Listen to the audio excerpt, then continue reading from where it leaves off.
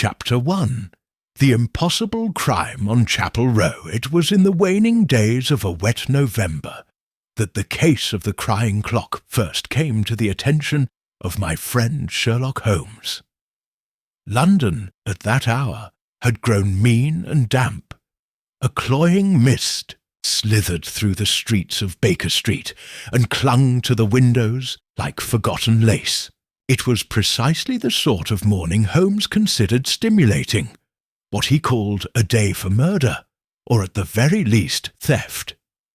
And I had scarcely poured my second cup of tea when a sharp rap on the door jarred both our nerves and the silence. Mrs. Hudson's slippered footsteps pattered down the hallway, and moments later she ushered in a gentleman who seemed more ghost than man.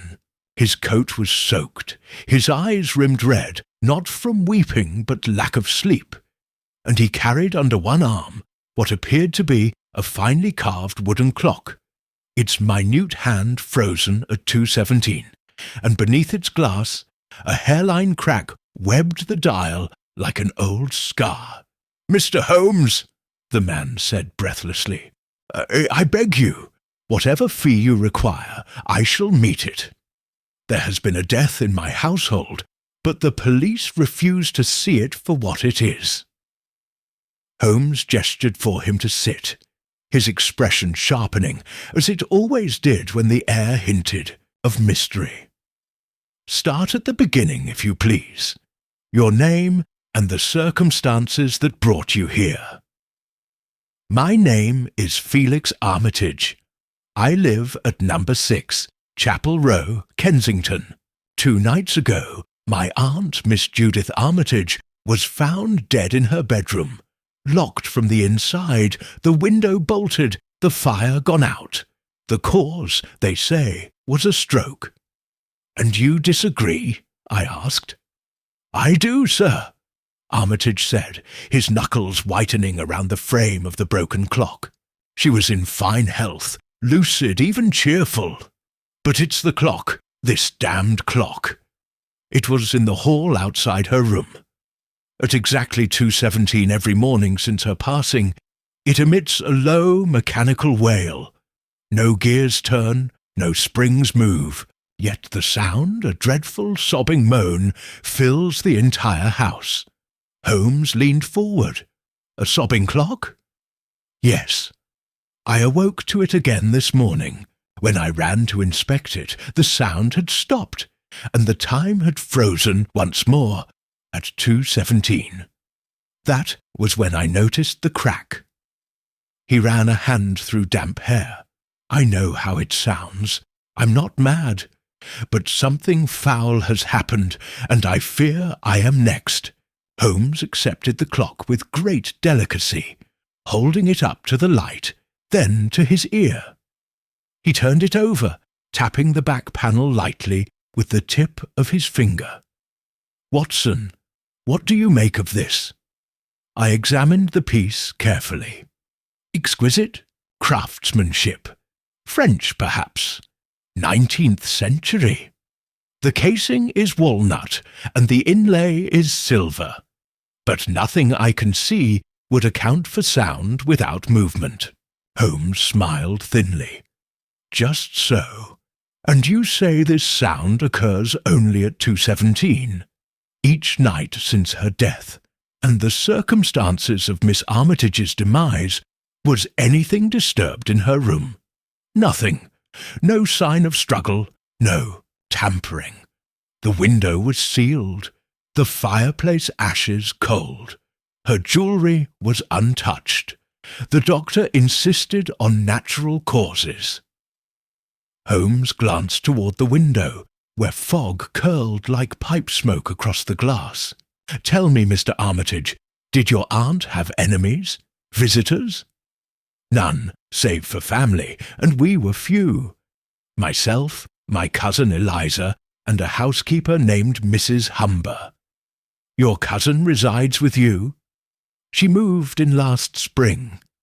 Her finances had suffered. My aunt, ever charitable, offered her refuge. The two got on well until recently." "What happened?" "She began to speak of voices, said the house made sounds that were not natural, that something watched her while she slept." Watson and I exchanged a glance. "She had grown superstitious, Mr. Holmes," Armitage continued. "Said the clock knew when it was time. Time for what? She would never say." Holmes returned the clock to the table and steepled his fingers. "You mentioned the bedroom was locked from within. Who found her?" "I did. I heard nothing unusual that night, save a distant tick and a single chime. But at morning she failed to appear for breakfast. We had to force the door. She was serene, almost smiling." Holmes was silent for a moment. "Mr. Armitage, your case has the rare qualities I find irresistible.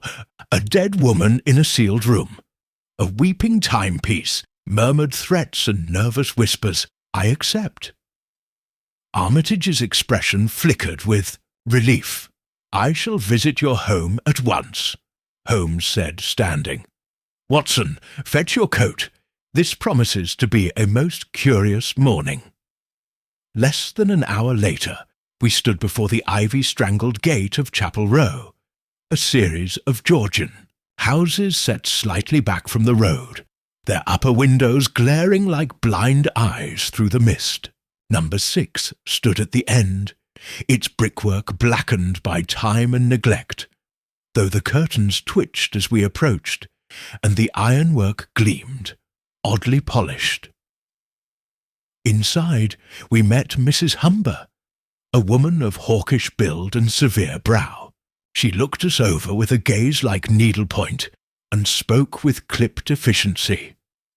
A sad thing. That's what it is. Miss Judith was kind, generous. No trouble till the last week. Then whispers, doors opening on their own, clocks weeping, madness, all of it. "And your opinion of Miss Eliza?" Holmes asked. The housekeeper's eyes narrowed. Unnatural quiet, that one. Never speaks unless spoken to. Hovers near that cursed clock as though it sings her secrets. Holmes raised a brow. "Indeed." We ascended the narrow staircase. The upper hall was dim, lit only by the pale glow of gaslight. Miss Armitage's bedroom door had been forced, splintered at the lock, the wood warped by weather or age. Holmes knelt beside the jamb, examining the edges. No marks from the outside, no sign of tool or blade. A single break, sharp, swift. He rose and stepped into the room. It was a study in stillness, the bed neatly made, the fireplace unlit, the drapes drawn. Nothing out of place. Nothing, except a faint scent, Holmes murmured, moving to the window. Lavender, but also iodine. He turned to me. "Watson, examine her nightstand." I did so. A book of Psalms, a porcelain water carafe, and beside them an empty phial labelled laudanum. Holmes tapped it with his cane. A sedative, but not one the attending doctor mentioned. He crossed to the mantel. A clock identical to the one below sat silently above the hearth. 2:17, frozen like its twin. Holmes nodded, as if confirming something only he could see. "This case," he said softly, "is not merely peculiar. It is precisely timed." And with that, he turned on his heel and left the room, cloak swirling behind him like the shadow of some ancient judgment. Chapter 2. Holmes and the whisper in the woodwork our descent into the drawing-room of number 6, Chapel Row, was accompanied by the muffled tick of unseen timepieces. A gentle cacophony of brass and spring that gave the entire house an odd breathing quality. I remarked upon it aloud, and Holmes only smiled. A house built on time, Watson, an entire collection of clocks, and yet it is the one that weeps which concerns us. Mr. Felix Armitage followed us in with the reverent air of a man escorting mourners. He glanced often at the broken clock Holmes had carried with him, now resting on a side table as if it were a fragile relic. "My aunt collected clocks," Armitage said. "Inherited the fascination from her father. She claimed time was the only true master a woman could serve without complaint." "A curious creed," Holmes murmured, removing his gloves. "May I see the workshop?" "Workshop? Where? The clocks are wound and serviced. Surely such a collection requires regular attention." Armitage hesitated. "We have no such workshop, but there is a room, a sort of storage off the cellar. My aunt occasionally had repairs done by a tradesman in Southwark, but she tinkered with them herself, mostly." Holmes's eyes gleamed, precisely where I should like to begin. We were led down through a narrow door behind the pantry, and then a steep flight of stone steps into the cellar, a damp and frigid space that bore the scent of oil, dust, and something else, rust perhaps, or decay. Armitage found a lantern and handed it to Holmes, who illuminated the shadows with care. Against the far wall stood a narrow door with a padlock, unlocked but heavy with disuse. It creaked on its hinges like an old man rising from prayer. The room within was low-ceilinged and littered with odds and ends, spare pendulums, gears, cases, and unlabelled drawers of brass mechanisms. Most curious, though, were the clocks. Dozens of them, all disassembled, guts exposed, some stripped of hands or chimes, others cracked or scorched as if subjected to fire or stress. It felt at once like the morgue of time. Holmes moved among them with the precision of a surgeon. He crouched before a tall grandfather clock, missing its faceplate, and pulled from within it a scrap of something. Paper? No, cloth. Torn linen flecked with red. "A shop rag," I offered. "Or a message," Holmes said. "Left to be found, or perhaps to be ignored." He turned to Armitage. "Who has access to this room besides yourself?" "Only Mrs. Humber. And Eliza, though she rarely comes down. She detests dust. Let us test the locks and hinges," Holmes said. What followed was a curious 15 minutes, in which Holmes tested each drawer, each cabinet, and each door leading from the cellar. He seemed especially interested in the walls, the stone itself. At one point, he tapped it methodically, ear-cocked like a musician listening for a flawed note. And then he found it, a faint, hollow space behind the southern wall, no more than a few feet square. He examined the bricks and extracted one with a short blade from his cane. Inside, behind the brick, was a bundle of letters tied with black ribbon. Armitage gasped. "They're addressed to Judith Armitage," Holmes said, extracting one. "From someone named M.A.S. He did not open the bundle, not yet. Instead, he replaced the brick gently and rose.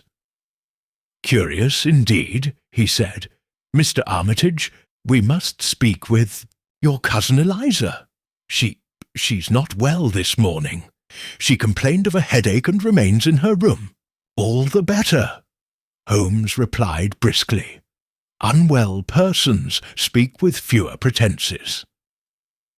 Miss Eliza Armitage proved to be a woman of delicate composure and striking quietness. She received us in a modest upstairs chamber with floral wallpaper and an unlit fire, her fingers twisting a lace handkerchief into knots as Holmes made his introductions. "I'm sorry," she murmured. "I've not slept well. Since Judith's death, the house feels altered. Have you heard the sound, Mr. Holmes?" "We have not," Holmes replied, "though I expect we shall. Tell me, Miss Armitage, did you and your cousin get on well?" Her feu péchés de lips curved slightly. "Felix is a gentleman. He provided me with shelter when I had none, but we are not close. And your aunt? She was a formidable woman, deeply pious, obsessive. Her clocks, her daily routines, everything had its place. If she was ever 5 minutes late to her morning tea, she would call for the housekeeper as though the world had stopped. Did you find her habits distressing?" Eliza's eyes met Holmes's. I found them familiar, like a cathedral bell, oppressive but certain. Now everything is unmoored. Holmes nodded. "And have you heard voices, as your cousin suggested?" Her fingers went still. "I did, but only once, a whisper. I could not make out the words. I thought it was a dream, until I woke and found the clock by my bed had stopped at 2:17. Holmes's eyes narrowed. "Why that time, do you think?" She looked away. "I don't know. Perhaps the same reason Judith always locked her bedroom door." "Which was?" "She never said. But I think she feared something, not someone." Holmes leaned forward. "Miss Armitage, do you believe your aunt died of natural causes?" There was a long silence. "No," she said at last. "No, I do not." As we returned to Baker Street that evening, Holmes was contemplative. The fog had lifted slightly, but in its place was a stinging wind that bit through my coat and made me long for fire and brandy. Holmes, as ever, walked briskly, the broken clock tucked under his arm. "Watson," he said as we reached our door, "what is the nature of time?" I blinked. Time? Yes. We treat it as linear, as inevitable. But for Miss Judith Armitage, time appears to have stopped at precisely 2:17. And not just in her life, but in her house, her clocks, her death. And what do you make of that? "I make," Holmes said, unlocking the door, "that someone wanted us to believe she died of nature. But nature does not sob. Nature does not whisper through walls, or bind letters in hidden recesses." He paused in the threshold. "And clocks, my dear Watson, do not cry, unless someone makes them." Chapter 3. The Scene of Deception. The morning after our visit to Chapel Row was one of pale sunshine and lingering frost. Holmes, uncharacteristically early at the breakfast table, had foregone his pipe in favour of silent contemplation over the broken clock, now placed reverently beside a bowl of uneaten eggs. He had already disassembled part of the mechanism, exposing the gears like the ribs of some mechanical creature. But its secrets, it seemed, were not easily coaxed. "Watson," he said without lifting his gaze, "how often does time lie?" "Lie? Time is fixed. It doesn't possess agency." "Precisely. And yet in that house, time has taken on a peculiar behaviour. It stops, it cries, it hides. You believe someone is manipulating the clocks?" Holmes finally looked up. "Someone, or something, wishes to create the illusion that time itself is mourning Miss Armitage. He reached into his coat and withdrew the black-ribboned bundle of letters we had discovered behind the cellar wall. "I resisted temptation yesterday," he said, "but this morning I feel our investigation requires a gentle violation of privacy." With the utmost care, he untied the ribbon. The scent of aged paper and lavender rose from the pages. The handwriting was delicate, slanted, and unmistakably feminine. The topmost letter read, "My dearest Judith, I cannot abide it any longer. The ticking eats at me. It knows when I lie awake. You said I would feel safe here, but instead I feel watched, every second counted and judged. Something happened in this house before I came. I can feel it in the walls, in the silence between chimes. Do not trust the keeper." M.A.S. Holmes handed it to me. "Who do you suppose this keeper is? Mrs. Humber, perhaps. She's the only long-term servant remaining in the house. Possible, though the term keeper suggests something more than housework. A guardian, perhaps, or a warden." He selected another letter, but its envelope had no seal. Inside, a single sheet bore a passage that made my blood run cold. "There is a door behind the grandfather clock. Do not open it alone.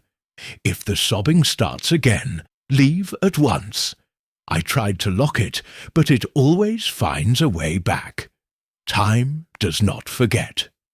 M.A.S. Holmes folded the letter and tapped it against his chin. That phrase, "time does not forget," is no mere metaphor. Someone in that house has made it their business to preserve an illusion, a perfect, chilling illusion. But for what purpose? Before I could respond, there came a knock at the door. Lestrade entered with his usual air of official irritation and cautious respect. "Holmes, morning. I've just come from Chapel Row." "Ah," Holmes said cheerily. "And did you find the ghost sobbing into the mechanism, or has the clock confessed?" Lestrade gave a dry look. "There's been another incident, not a murder, mind you, but the housekeeper, Mrs. Humber, was discovered in the hallway outside Miss Armitage's room, unconscious." Holmes was immediately alert. "When?" "Just before dawn. Armitage said he was woken by the sound of her collapsing. No sign of struggle, no wound, just her lying on the floor right beside the clock." And the clock, Lestrade cleared his throat, stopped at 2:17. Holmes and I exchanged a look. "No one heard the sound this time?" Holmes asked. "Eliza Armitage says she did. Claimed it was softer than before, like someone crying through cloth. But Armitage says he heard nothing at all." Holmes stood. "We must return. I believe the house is beginning to confess." Back at Chapel Row, the mood had turned solemn. Mrs. Humber, though conscious, was pale and withdrawn, her hands trembling as she clutched a shawl and avoided all questions. She had been moved to a downstairs room, and Armitage insisted she remain undisturbed. "I think the strain of the past week is catching up with her," he told Holmes. "She's been my aunt's companion for nearly 20 years. Her health has always been delicate." Holmes nodded, but I could see the sharp gleam behind his eyes. He was thinking. Turning over something in his mind like a coin in his pocket, he returned his attention to the hallway where Mrs. Humber had fallen. The long corridor outside Miss Armitage's bedroom was lined with clocks of varying size and origin, none of them running, all eerily silent. The floorboards were old but clean, the walls hung with oil portraits of obscure family members. Holmes crouched before the broken clock at the hallway's end, the same one that had marked 2:17, and sobbed its ghostly cry.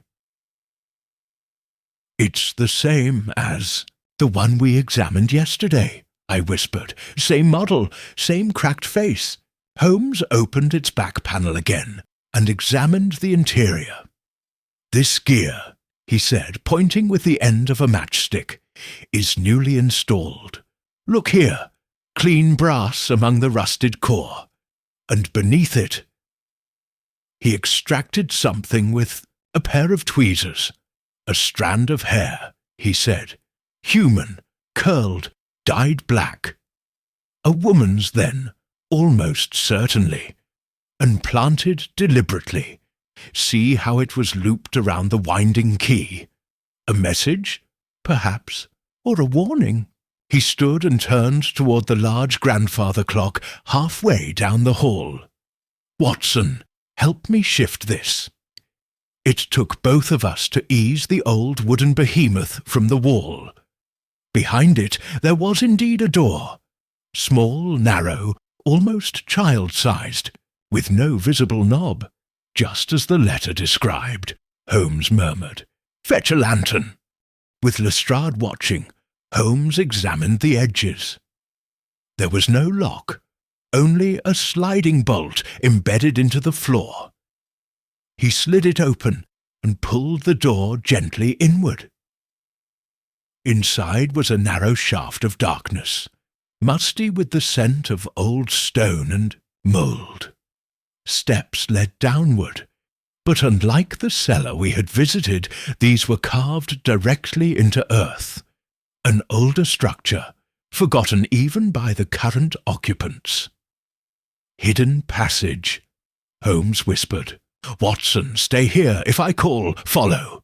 If I do not, wait no more than 2 minutes, then come." But Holmes, he had already vanished into the gloom. 2 minutes passed with agonizing slowness. The only sound was the distant, ever-present tick of clocks now dormant but still echoing in the mind. Then, at the far end of the hallway, something moved, a faint sob. Not Holmes, not Mrs. Humber.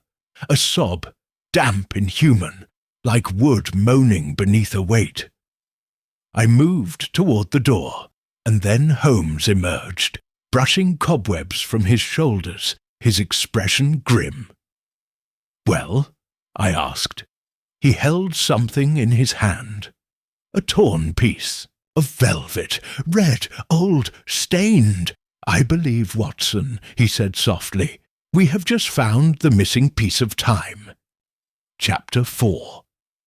The gathering of Shadows Holmes stood in the corridor outside Miss Armitage's former bedroom, holding the torn velvet cloth like a relic. A smear of dried rust, or was it something darker, streaked the fabric's edge.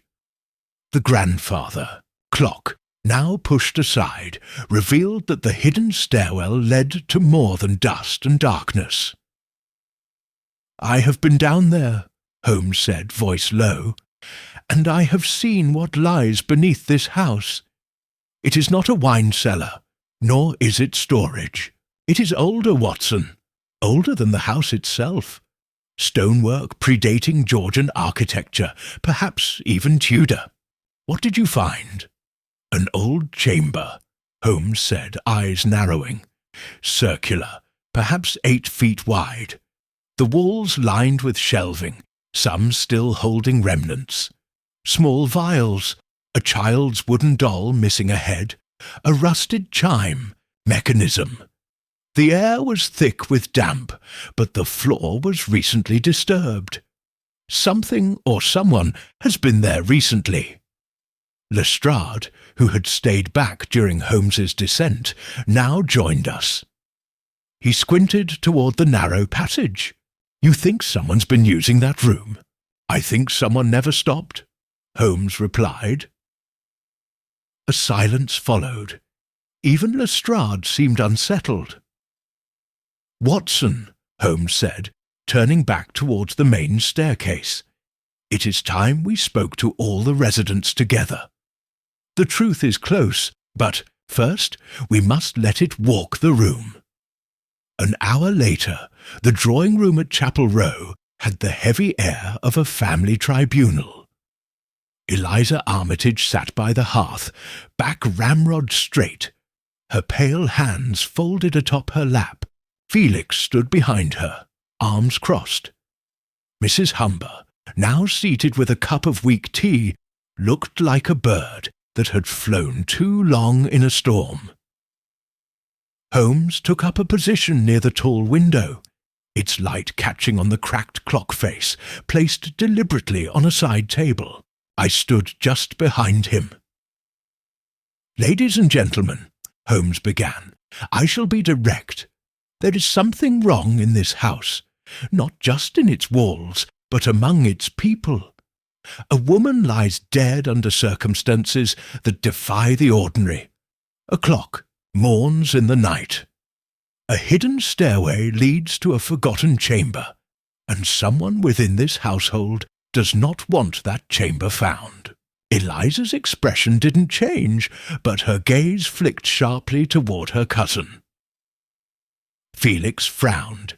"You suggest one of us is responsible for what, exactly?"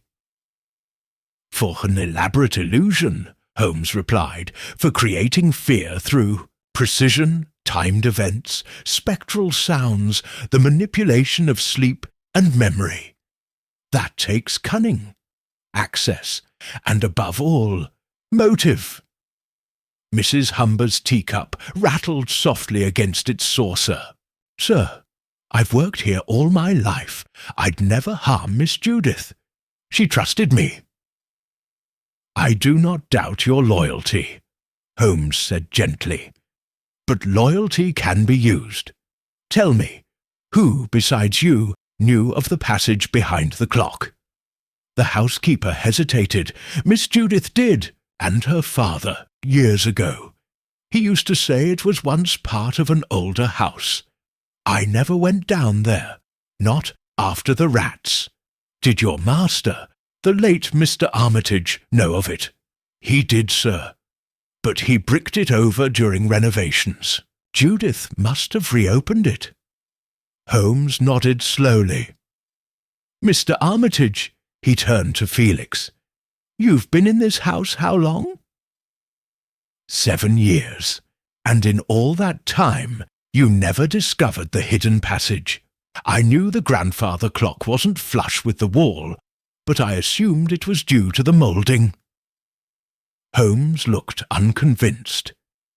"And Miss Eliza," he said, shifting focus, "did you ever hear the weeping clock before your aunt's death?"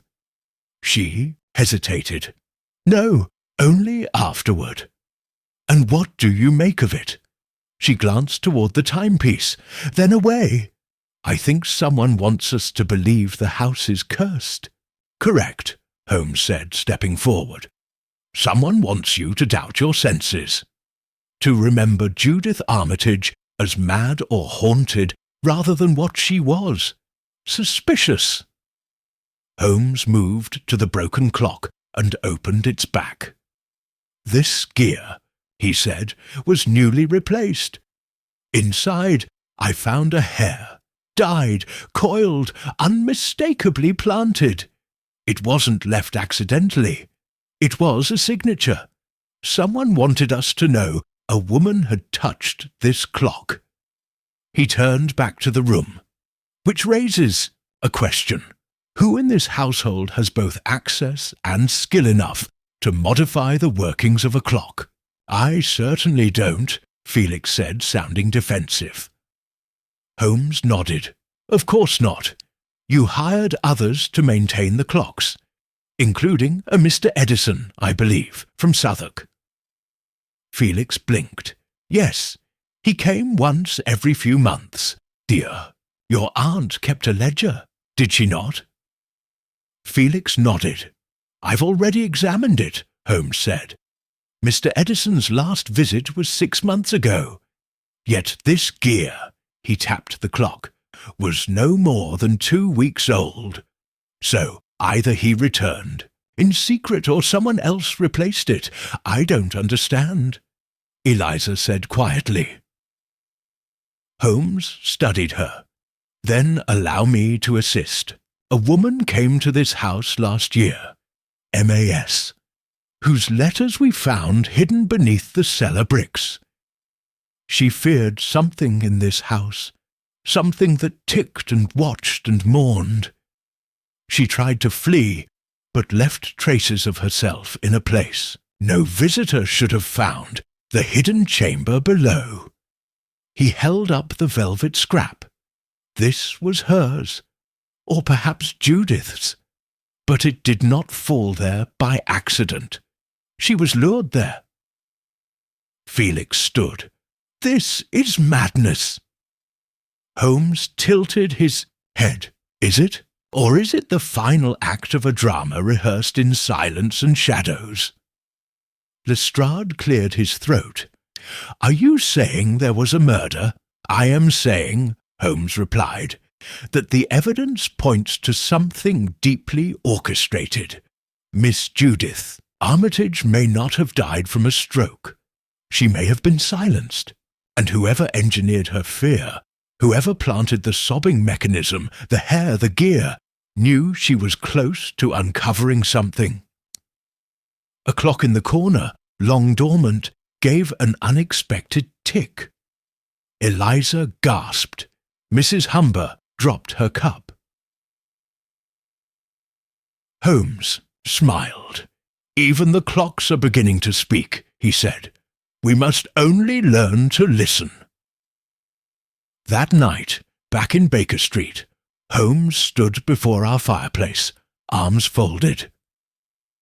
"She feared something, Watson, but it wasn't death. It was exposure." "And what do you suspect?" "I suspect," Holmes said quietly, "that the crying clock was not a ghost, but a message, and someone has been winding it with intent." He walked to the window and drew the curtain slightly, staring out into the fog-draped street. "Tomorrow," he said, "we bait the trap." Chapter 5. The Red Herring. The following morning found Holmes already dressed and pacing the sitting-room, a rare glint of anticipation in his eye. The broken clock, now reassembled, sat ticking gently on the mantelpiece. Outside, Baker Street was washed with winter light and the distant echo of cartwheels over cobbles. "I trust you've slept, Watson," Holmes said without looking up. "Today we provoke the ghost." "You intend to return to Chapel Row?" "Indeed, and this time with bait." He retrieved a small parcel from the writing desk and handed it to me. Inside lay a folded silk scarf, dark green, finely embroidered. "That's Miss Armitage's, is it not?" "No. It belonged to her cousin. Miss Eliza was seen wearing it several times, including on the morning following Judith's death. She no longer does. Curious, wouldn't you say? And the purpose of this? To awaken suspicion. We must shake the tree and observe what falls. Eliza may be the key, or she may be watching the key." He turned to the clock. "And as for our crying timepiece, last night I modified its mechanism. It shall no longer sob, unless set to do so. We will test who, in that house, commands its voice." When we arrived once more at Chapel Row, it was to find the atmosphere significantly more brittle than the day before. The staff spoke in hushed tones. Felix Armitage greeted us with curt civility, and even Eliza, typically calm, seemed visibly agitated. Mrs. Humber was nowhere to be seen. "She took ill again during the night," Felix explained. "Locked herself in her room and won't come out. Eliza's been attending her." Holmes's response was only a polite nod. "May I request a brief gathering again in the drawing room? There's something I'd like to discuss with you both." "Sure. Suppose," Felix said stiffly, "though I fail to see what more can be uncovered. My aunt died of natural causes. The police have ruled it so." Holmes smiled thinly. "And yet the clocks still cry." Within a quarter of an hour, the three of us were seated again in the drawing room. This time Holmes carried with him a small wooden box, and he placed it carefully on the table. "I've been thinking about grief," he said without preamble, "and about artifice, the ways in which we stage fear." He opened the box. Inside sat the reassembled clock, its face smooth, its hands turning soundlessly. "Last night," Holmes continued, "I set this clock to chime at 2:17. Not through mechanics, but through a false wire. A trigger I devised using pressure and weight. You see, the weeping was not born from its design, but imposed from without." Eliza leaned forward, fascinated in spite of herself. "But why?" Holmes looked at her directly. "To frighten your aunt, to exhaust her, to manipulate her behavior over weeks, possibly months, until she locked herself into her room nightly, until she became convinced she was being watched by time itself." Eliza went pale. Felix stood. "This is preposterous." "Is it?" Holmes said softly. "Or is it convenient?" He turned the clock face toward them and pressed a hidden notch beneath the base. A low mechanical sob emanated from the device, rising softly in the silent room. The sound was uncanny, almost human. Eliza gasped. "Whoever placed this within your house," Holmes said, "wanted you all to believe the house itself had turned on its mistress. It was not a ghost. It was orchestration." He let the silence linger before continuing. "And now, something else. A token was found near the cellar passage. From his coat he withdrew the green scarf and unfolded it carefully. Recognize this, Miss Armitage?" Her lips parted, but no words emerged. Felix stepped forward. "What game is this?" Holmes did not flinch. "You see, this scarf was found, snagged on a nail at the base of the hidden stair. A small trace of blood accompanied it. Someone was there recently, within days of Judith's death. This scarf does not belong to the housekeeper, and I believe your cousin has not worn it since the funeral. I lost it," Eliza said faintly. "Indeed? Then perhaps you also lost this," Holmes said, pulling a second item from the clock's internal chamber. A small coiled spring, tarnished with what looked like oil. It was part of the trigger system. It bears fingerprints, light but distinct. Yours, perhaps?" Her breath caught. Felix stepped between them. "This is outrageous. If you are accusing my cousin—" "I accuse no one," Holmes said calmly. "I only follow the mechanism to its maker." The room tensed, like a bow drawn too long. Eliza's gaze darted to the clock, then the scarf, then to her cousin. "It wasn't me," she whispered. "No?" Holmes asked, voice barely audible. Her hands began to tremble. "It wasn't me, but I saw someone, the night before Aunt Judith died." Felix turned sharply. "Eliza, she was in the hallway. Eliza said quickly, as though afraid to stop. "Mrs. Humber. She was standing by the clock. I thought she was adjusting it, but she was doing something else. I didn't question her then. But she saw me." Felix's eyes widened. "Why didn't you say anything?" "She told me if I spoke, I'd be next." Holmes stepped forward, his expression unreadable. "Then the housekeeper is not merely witness, but participant." Eliza nodded slowly. Holmes turned to Lestrade, who had remained silently behind the door. "I believe we have enough to confront Mrs. Humber. If she is indeed behind the sobbing clock, she won't hold her nerve much longer." Lestrade stepped into view. "Shall we rattle her cage?" "Not yet," Holmes replied. "Tonight we set the trap. I will rearm the clock for 2:16, but this time we'll be watching." He glanced once more at Eliza, then Felix. "If either of you are still withholding anything, I suggest you come clean, because time in this house is running out." That evening, as we departed into the settling mist of Kensington, Holmes was quiet.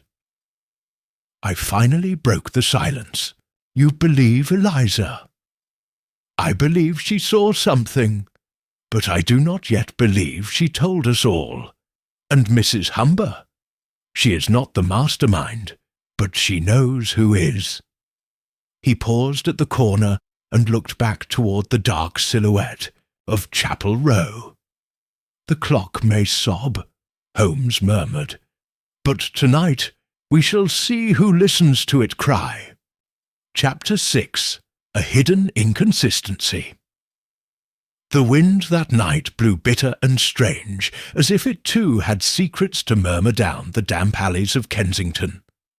Holmes and I returned to Chapel Row just after 10, under cover of darkness, and were greeted not by Felix or Eliza, but by silence. The house stood like a tomb.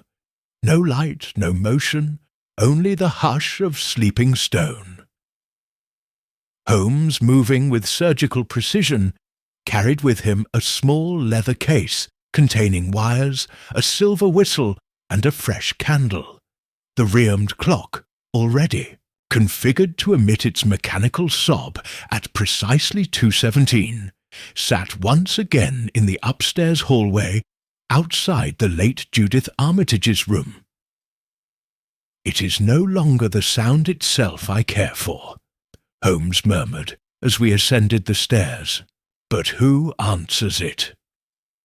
We positioned ourselves in the shadows of a linen cupboard, just down the corridor from the grandfather clock, and within view of the broken timepiece. The ticking was faint, almost imaginary.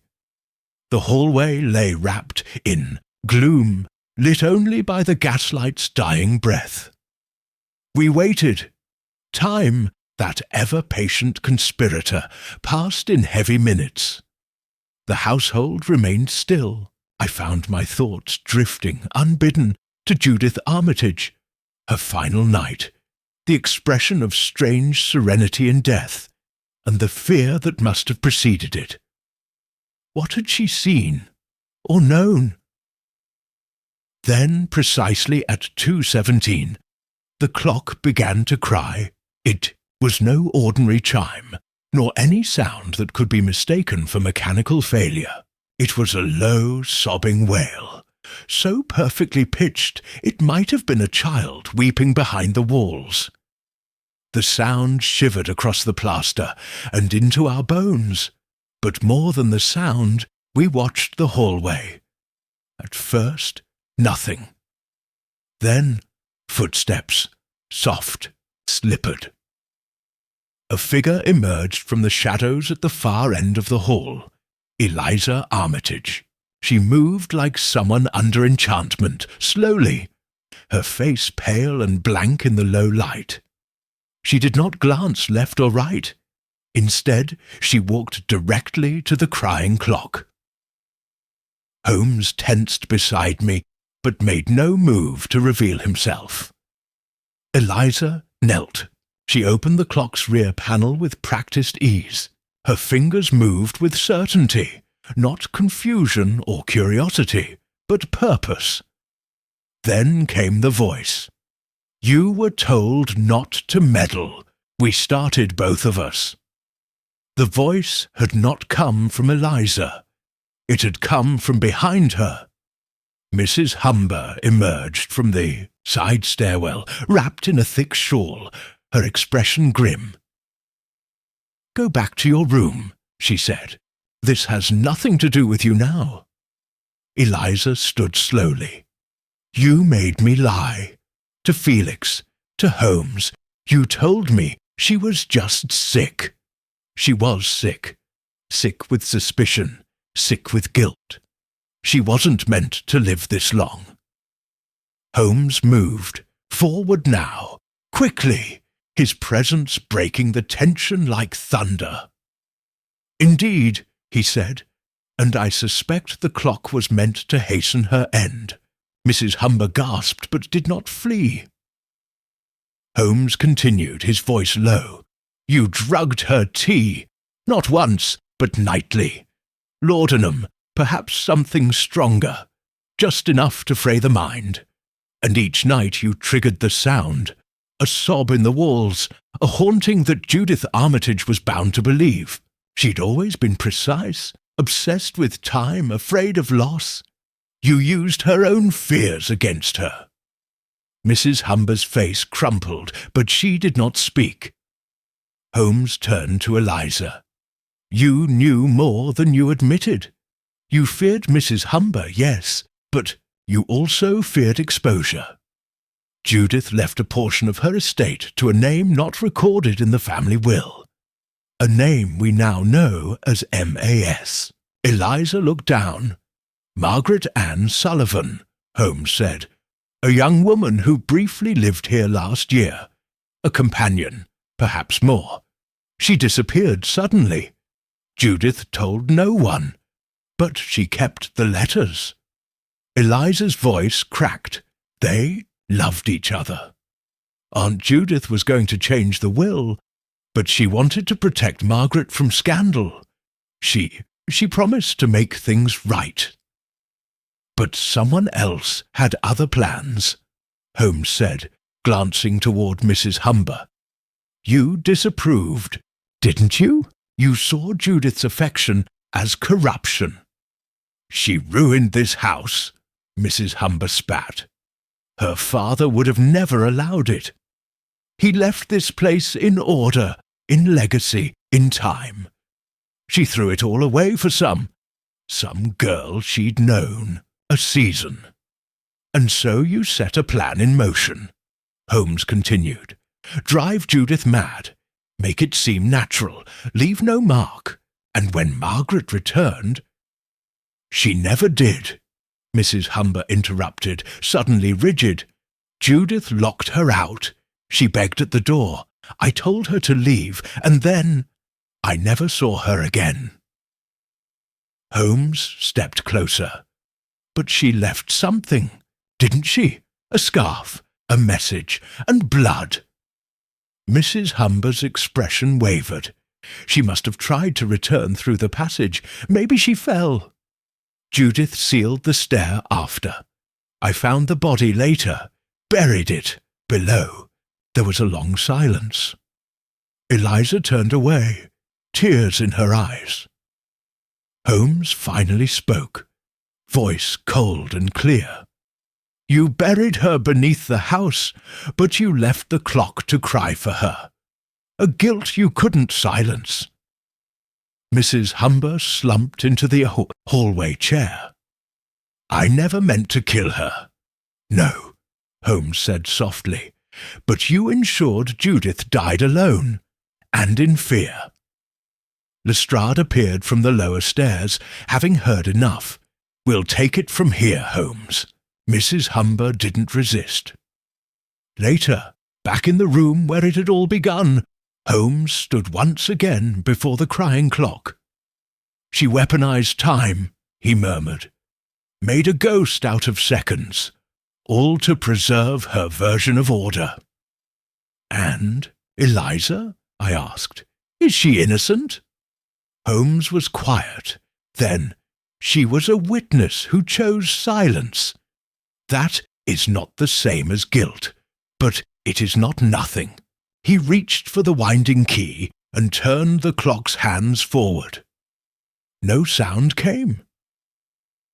"The crying has stopped," I said. Holmes nodded. "Because the past has been exhumed. Clocks are not mourners, Watson. They are reminders." He glanced at the portrait of Judith Armitage above the mantel, now returned to its rightful place. "And some wounds," he said, "only time has the courage to reveal." Chapter 7. Echoes of a Second Crime. The arrest of Mrs. Humber brought no fanfare, no press, no triumphant pronouncements from Scotland Yard. It was handled in quiet tones and sealed documents, as if even the authorities feared, waking whatever spirit had haunted Chapel Row. But to Holmes it was not yet over. 2 mornings later, he stood by our hearth, with his brow furrowed and hands clasped tightly behind his back. She was lying, Watson. I looked up from the article. I was reading in the morning paper. "Mrs. Humber, about what?" She claimed Margaret Ann Sullivan died in the passage, that she found the body and buried it herself. And yet... Holmes crossed the room to his desk and retrieved the folded velvet scrap. There was no record of a disturbance in the earth beneath the chamber. I went back that night after the arrest. No loose soil, no hidden recess, nothing buried recently. Then what do you believe happened? I believe Miss Sullivan never died in this house. Then where is she? Holmes didn't answer. He instead moved to the map of Kensington pinned above his desk. A series of neat red pins were already inserted, each one marking known addresses connected to the Armitage family. He tapped one, in the southeast quadrant. Here, a boarding house on Widmore Street. Margaret stayed there before she moved to Chapel Row, and she may have returned. You think she's alive? I think she vanished because someone wanted her to vanish. The death of Judith Armitage may not have been the end. It may have been the middle. He turned, eyes sharp. Come, Watson, let us stir the dust where the clocks do not reach. Widmore Street was lined with buildings that bore the soot of industry and the weariness of long habitation. Number 14 was no different. A narrow brick house with a peeling sign that read Mrs. P. Hargreaves, Lodgings. The landlady, a small stooped woman with a voice like creaking floorboards, received us with thinly veiled suspicion. Miss Sullivan, she repeated. Yes, I remember her. Stayed here a few months last year. Quiet girl, polite, paid in advance. She left in spring, no forwarding address. Did she return after she left Chapel Row? Holmes asked. Mrs. Hargreaves sniffed. Not to my knowledge. Why? Has something happened? Holmes ignored the question. Do you recall any visitors during her stay? A tall woman, grey hair, stern. The landlady considered, then shook her head. No one but a man. Visited twice. Tall, brown coat. Looked like he worked in a bank. Did you get a name? Mr. Faraday, I believe. She said he was a cousin. Holmes paused. Did you ever see them argue? Not argue, but she always looked frightened after he left. Holmes nodded. May we see her room? Mrs. Hargreaves hesitated, then gestured up the narrow stairs. Room 3 was small and spare. A wash basin A narrow bed, a chest of drawers. No signs of occupation, but Holmes moved through it slowly, carefully, like a man tracing the footprints of a ghost. He stopped at the baseboard near the window. There, tucked behind a loose panel, was a scrap of paper. He unfolded it. A torn letter, written in the same delicate script we had seen in the hidden bundle beneath Chapel Row. Judith says she will make it right, but I don't believe she can. I think someone is watching me. Last night I heard the sound again, not from the hall, but from inside the room. There was no signature, just the initials. M.S. Holmes said nothing for a moment. Then, with deliberate calm, he replaced the paper and turned to me. She was afraid, not just at Chapel Row, but here, and that suggests a longer game. He opened the drawer beside the bed and drew out a single item left behind. A theatre programme dated 6 months. Ego, from the Lyceum. Scribbled on the back was a name, Edison. 3rd act, box right. I frowned. The clockmaker. Holmes smiled grimly. Yes, and now we see a new piece emerge. We found Mr. Edison's workshop off Borough High Street, a cramped and musty space filled with the scent of oil and iron. The man himself, grey-haired and round-shouldered, greeted us with wary eyes. "I told you everything," he muttered when Holmes introduced himself. "I serviced the clocks twice yearly, that's all." Holmes nodded pleasantly. "I'm sure you did, and Miss Armitage paid you directly." "She did, always in coin, never trusted cheques."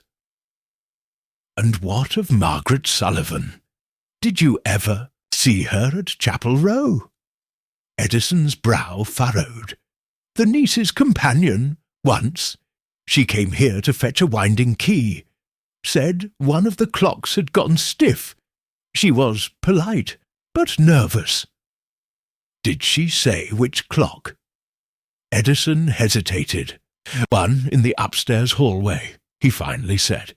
"The crying one." Holmes stepped forward. "And did you service that one regularly?" "No.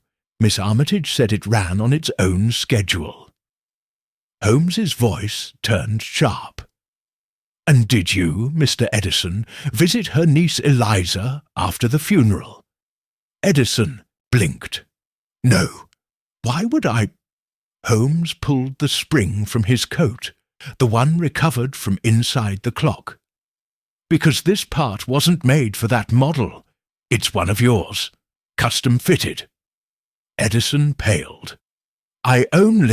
She said it was for a repair," he stammered. "She paid well. I thought it was harmless."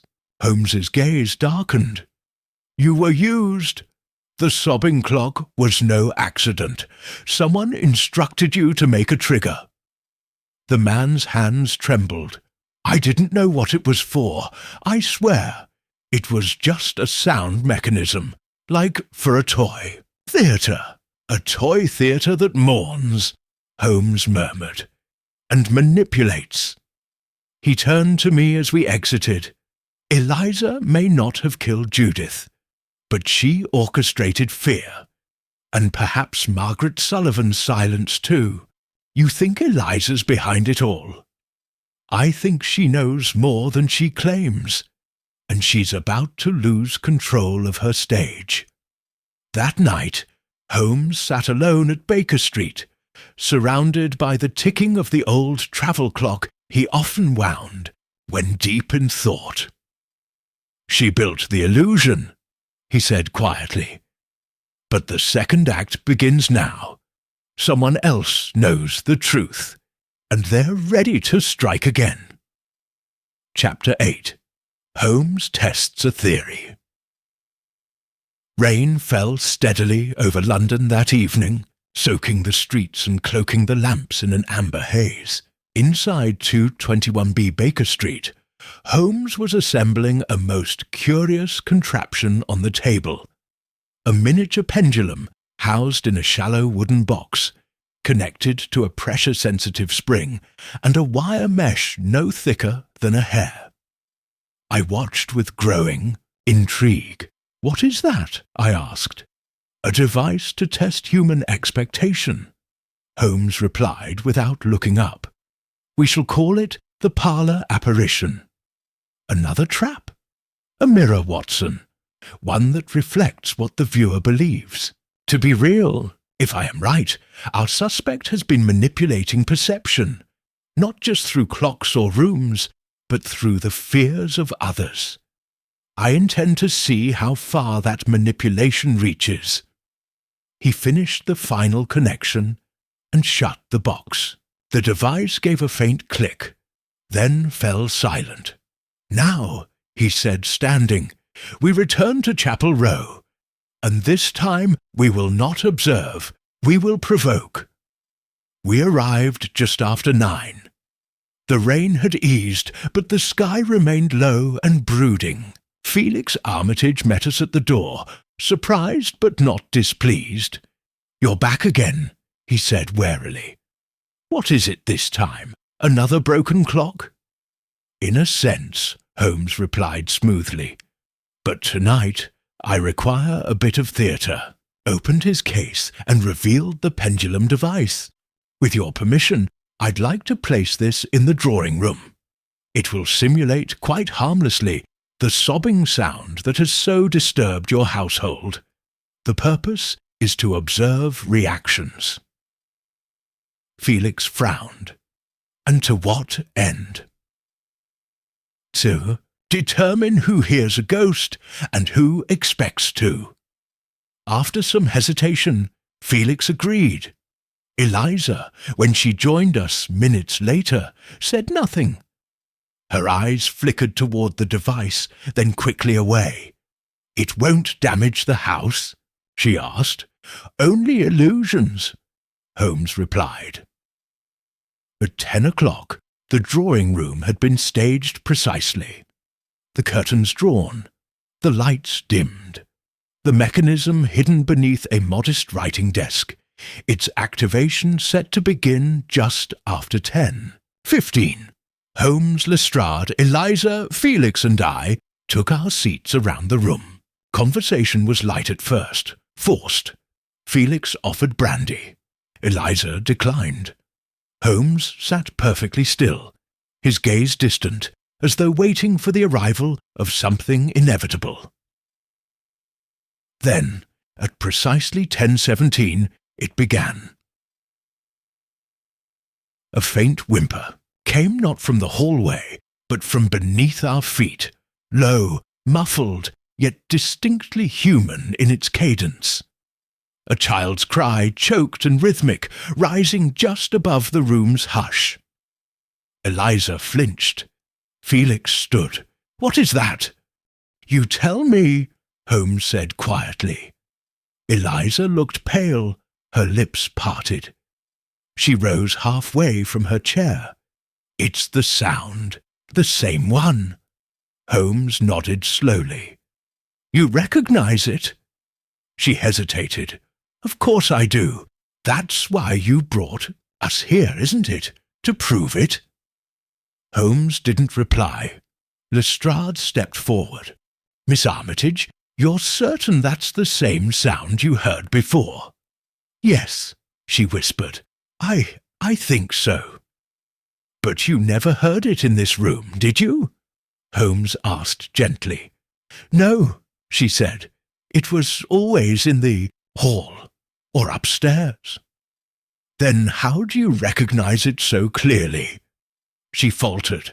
I just know." Holmes stood. "No, Miss Armitage, you expect to hear it, and expectation is a dangerous thing. It shapes perception. It creates ghosts. Tonight, you were not responding to memory. You were responding to guilt." Felix turned to her. "Eliza?" She said nothing. Holmes continued, voice tightening. "Margaret Sullivan feared you, not your aunt. You visited her on Widmore Street, not once, but several times. You claimed to support her, but you saw her as a threat to your reputation, to your inheritance.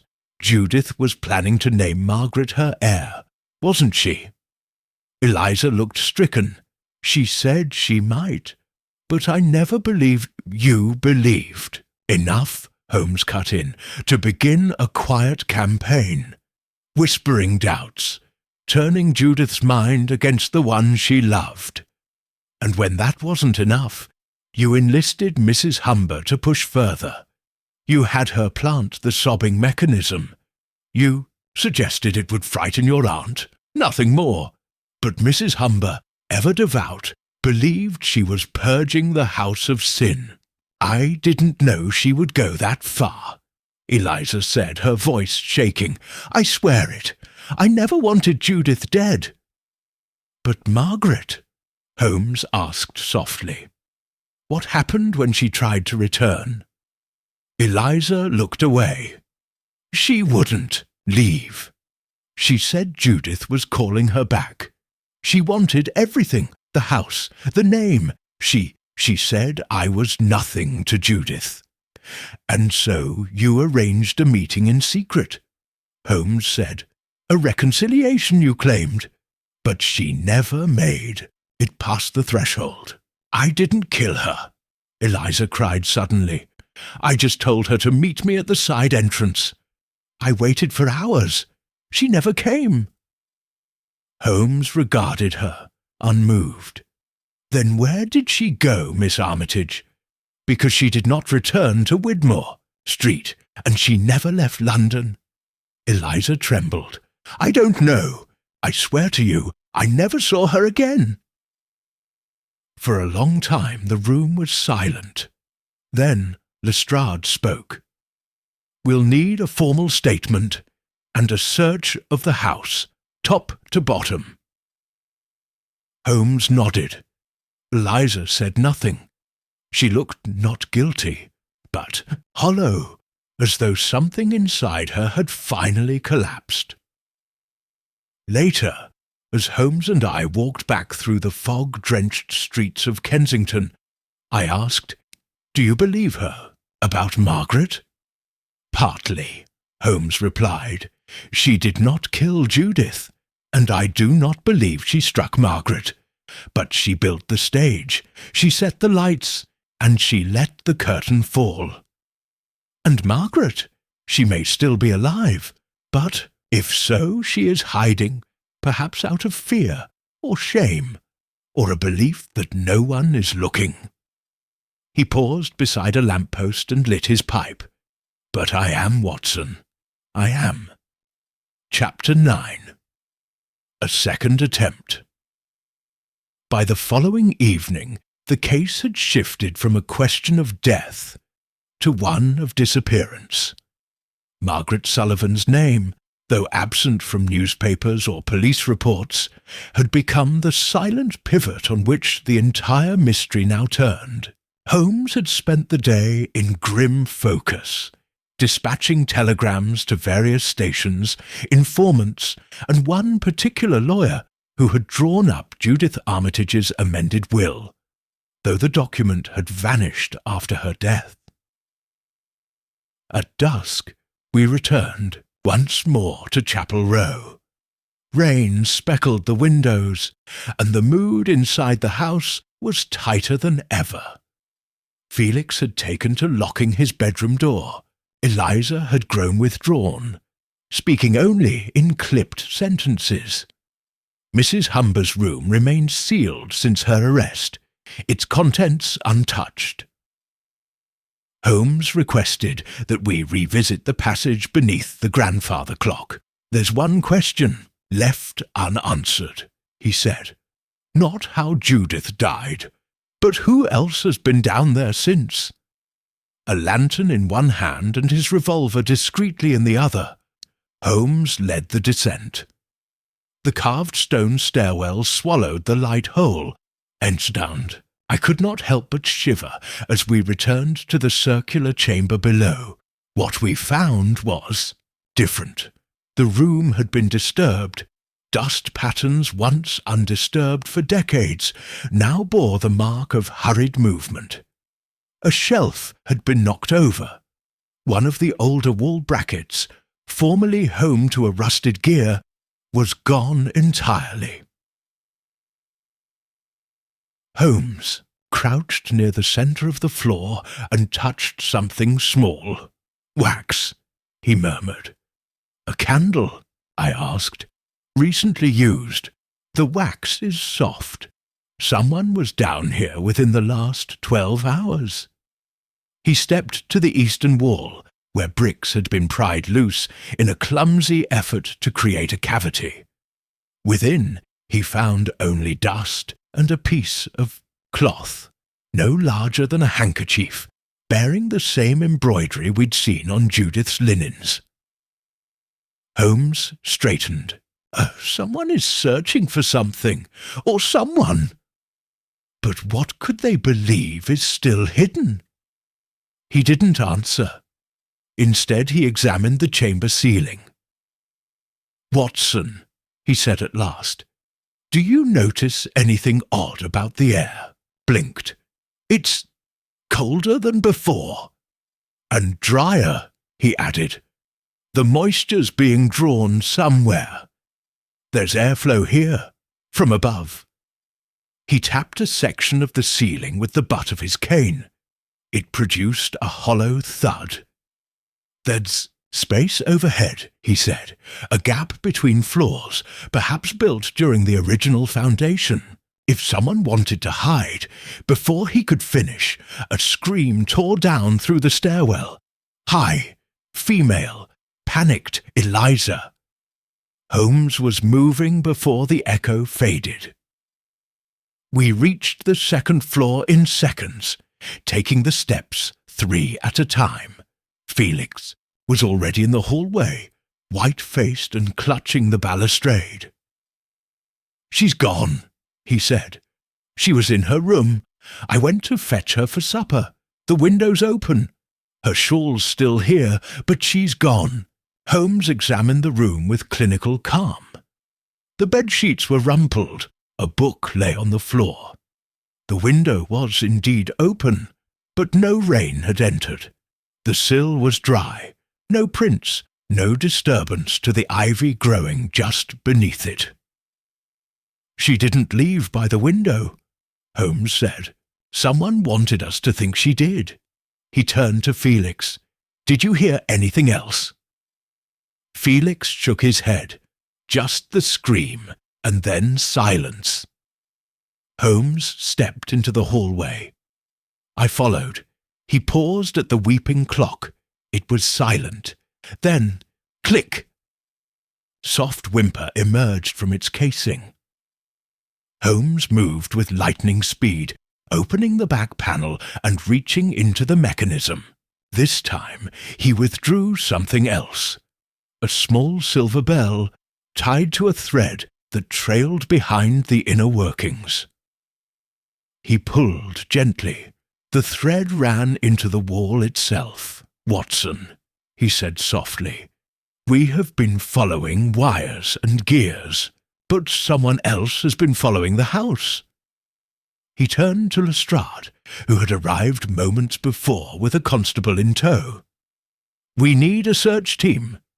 There is a crawl space or service corridor between the 2nd and 3rd floors, and someone has been moving through it." "A servant's run?" Lestrade asked.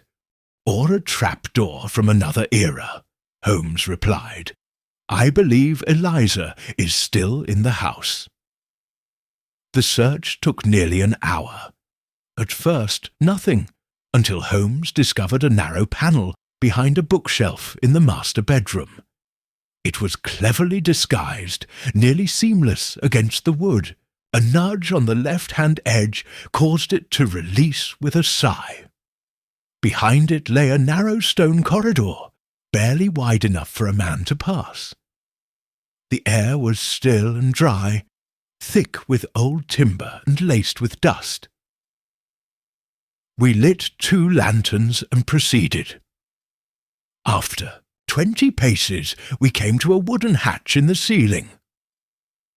Holmes climbed first, his steps deliberate. I followed. We emerged into a forgotten loft, cramped with slanted beams and cobwebbed windows. And there, in the far corner, curled on the floor beneath a rotting blanket, was Eliza. She looked up as we approached, her eyes unfocused. "I had it too," she whispered. "I had to hide. He's still here." "Who?" Holmes asked. She blinked. "The one who brought Margaret back." Holmes froze. "Margaret is alive?" Eliza nodded slowly. "She came back last night. I heard her. In the walls. I saw her through the crack near the hearth. She's here, but not as herself. Did she speak to you?" Eliza began to cry. She said she'd come to collect the hour owed, that Judith promised her everything, and now she wants time repaid. Holmes knelt beside her. "Eliza," he said calmly, "you've been manipulated by fear, but you must tell me plainly, where is Margaret now?" "She never left," Eliza said. "She's under the house. Not buried, hidden." Holmes remained in the loft long after Eliza had been taken to safety. He sat quietly, absorbing the air, the structure, the time-stained beams. When we finally returned to the carriage, he turned to me. "We are no longer dealing with deception, Watson. We are dealing with vengeance." He tapped the side of his coat where he had tucked the bell mechanism. "And someone, somewhere in this house, still knows how to make it ring." Chapter 10. The true motive begins to surface. The following morning, London was shrouded in a dense fog, as though the city itself wished to obscure what lay beneath its streets and behind its walls. In our rooms at Baker Street, Holmes stood before the fireplace with the small silver bell from the clock mechanism in one hand, and the scarf we had recovered from the cellar tucked beneath the other. "Watson," he said, "a question has begun to nag me."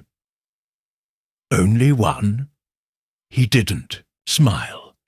Why go to such lengths to terrify Judith Armitage? Why the theatricality, the crying clock, the sealed letters, the passageways? If this was simply about inheritance, a quiet poisoning would have sufficed. But this was a performance. "A punishment," I said. "You said it yourself.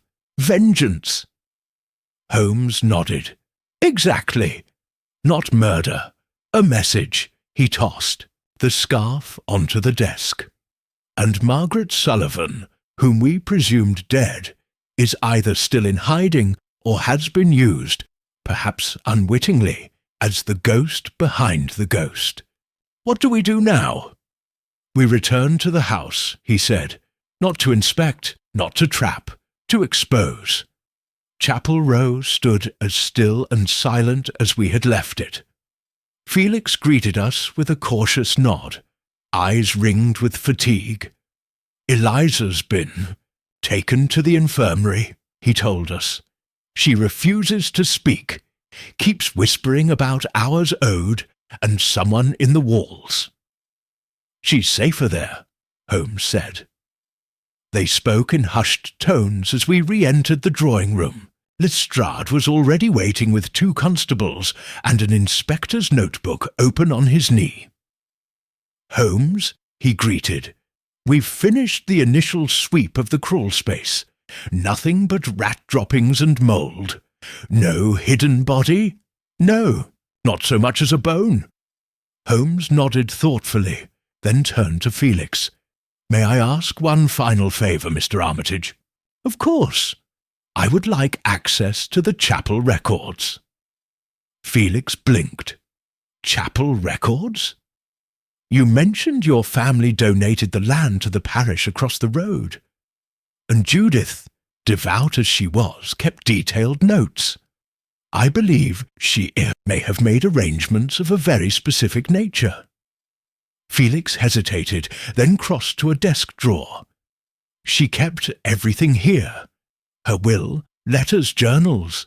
I haven't touched them since. He handed Holmes a heavy leather-bound ledger. Holmes turned the pages quickly. Donation records, scripture clippings, event rosters, until he stopped.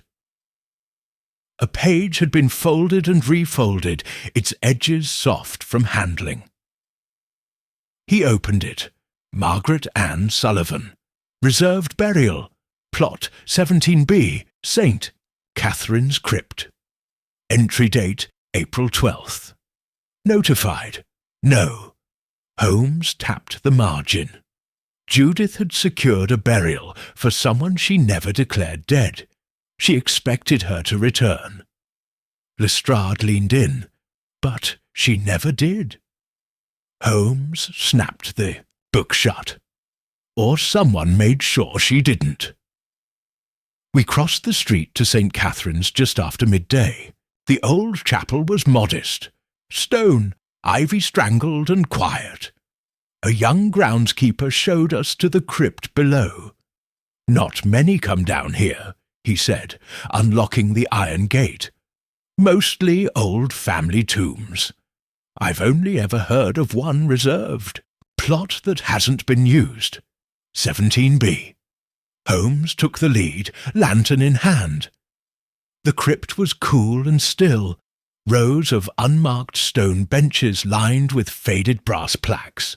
In the back corner lay 17B, a sealed slab.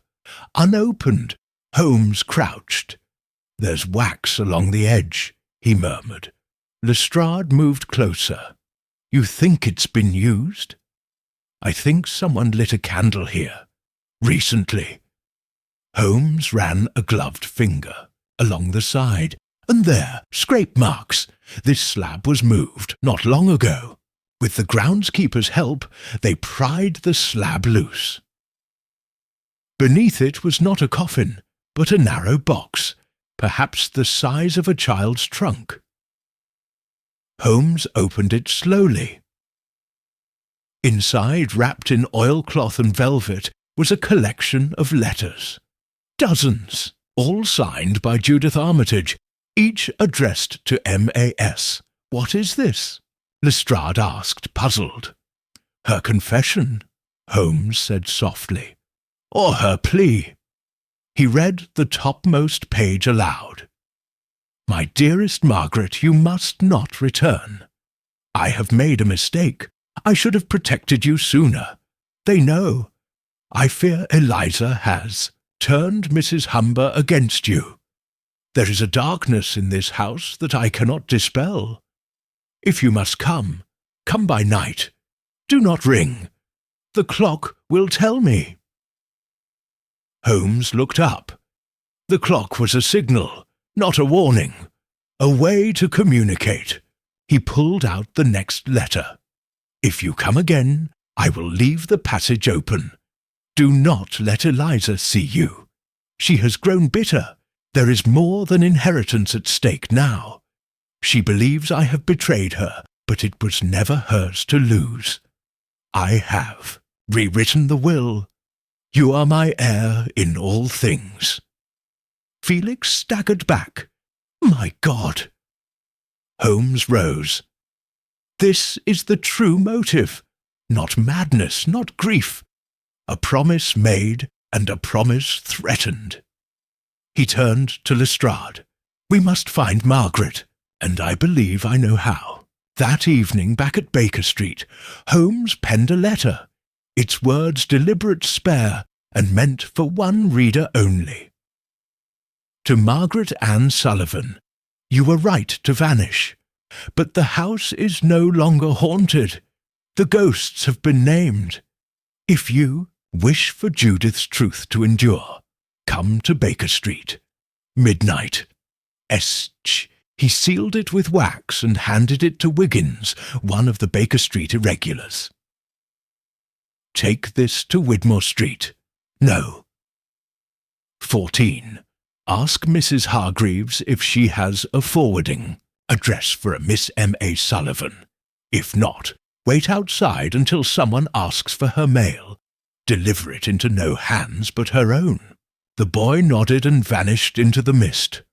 Holmes turned to me. She loved Judith enough to stay hidden, but perhaps she will love her enough to return. Chapter 11. The Bate midnight struck with a solemn chime, muffled by the fog that pressed against the windows of Baker Street like a living thing. Inside our sitting room, the gas lamps were dimmed, casting long shadows that danced along the bookcases and settled into Holmes's eyes like echoes of the case we were still unravelling. He sat motionless in his armchair, hands steepled, gaze fixed, on the door. The letter to Margaret had been sent nearly 10 hours earlier. Wiggins, faithful as ever, had returned with a single nod, and a detail Holmes seemed to file away like a coin into a coffer. She took it, he'd said. Didn't say a word, but her hands were shaking. Now, we waited. The minutes passed. Then, the softest knock. Holmes stood in a single fluid motion. He didn't glance at me. Let her in. I crossed the room and opened the door. She stood there, cloaked in grey, her hood pulled low, rain glistening along its edge. Her face was thin, the features familiar only from Judith's letters, high cheekbones, wary eyes, and the tired beauty of someone who had been in hiding too long. "Miss Sullivan," I said. She nodded once. Holmes gestured to the seat across from his.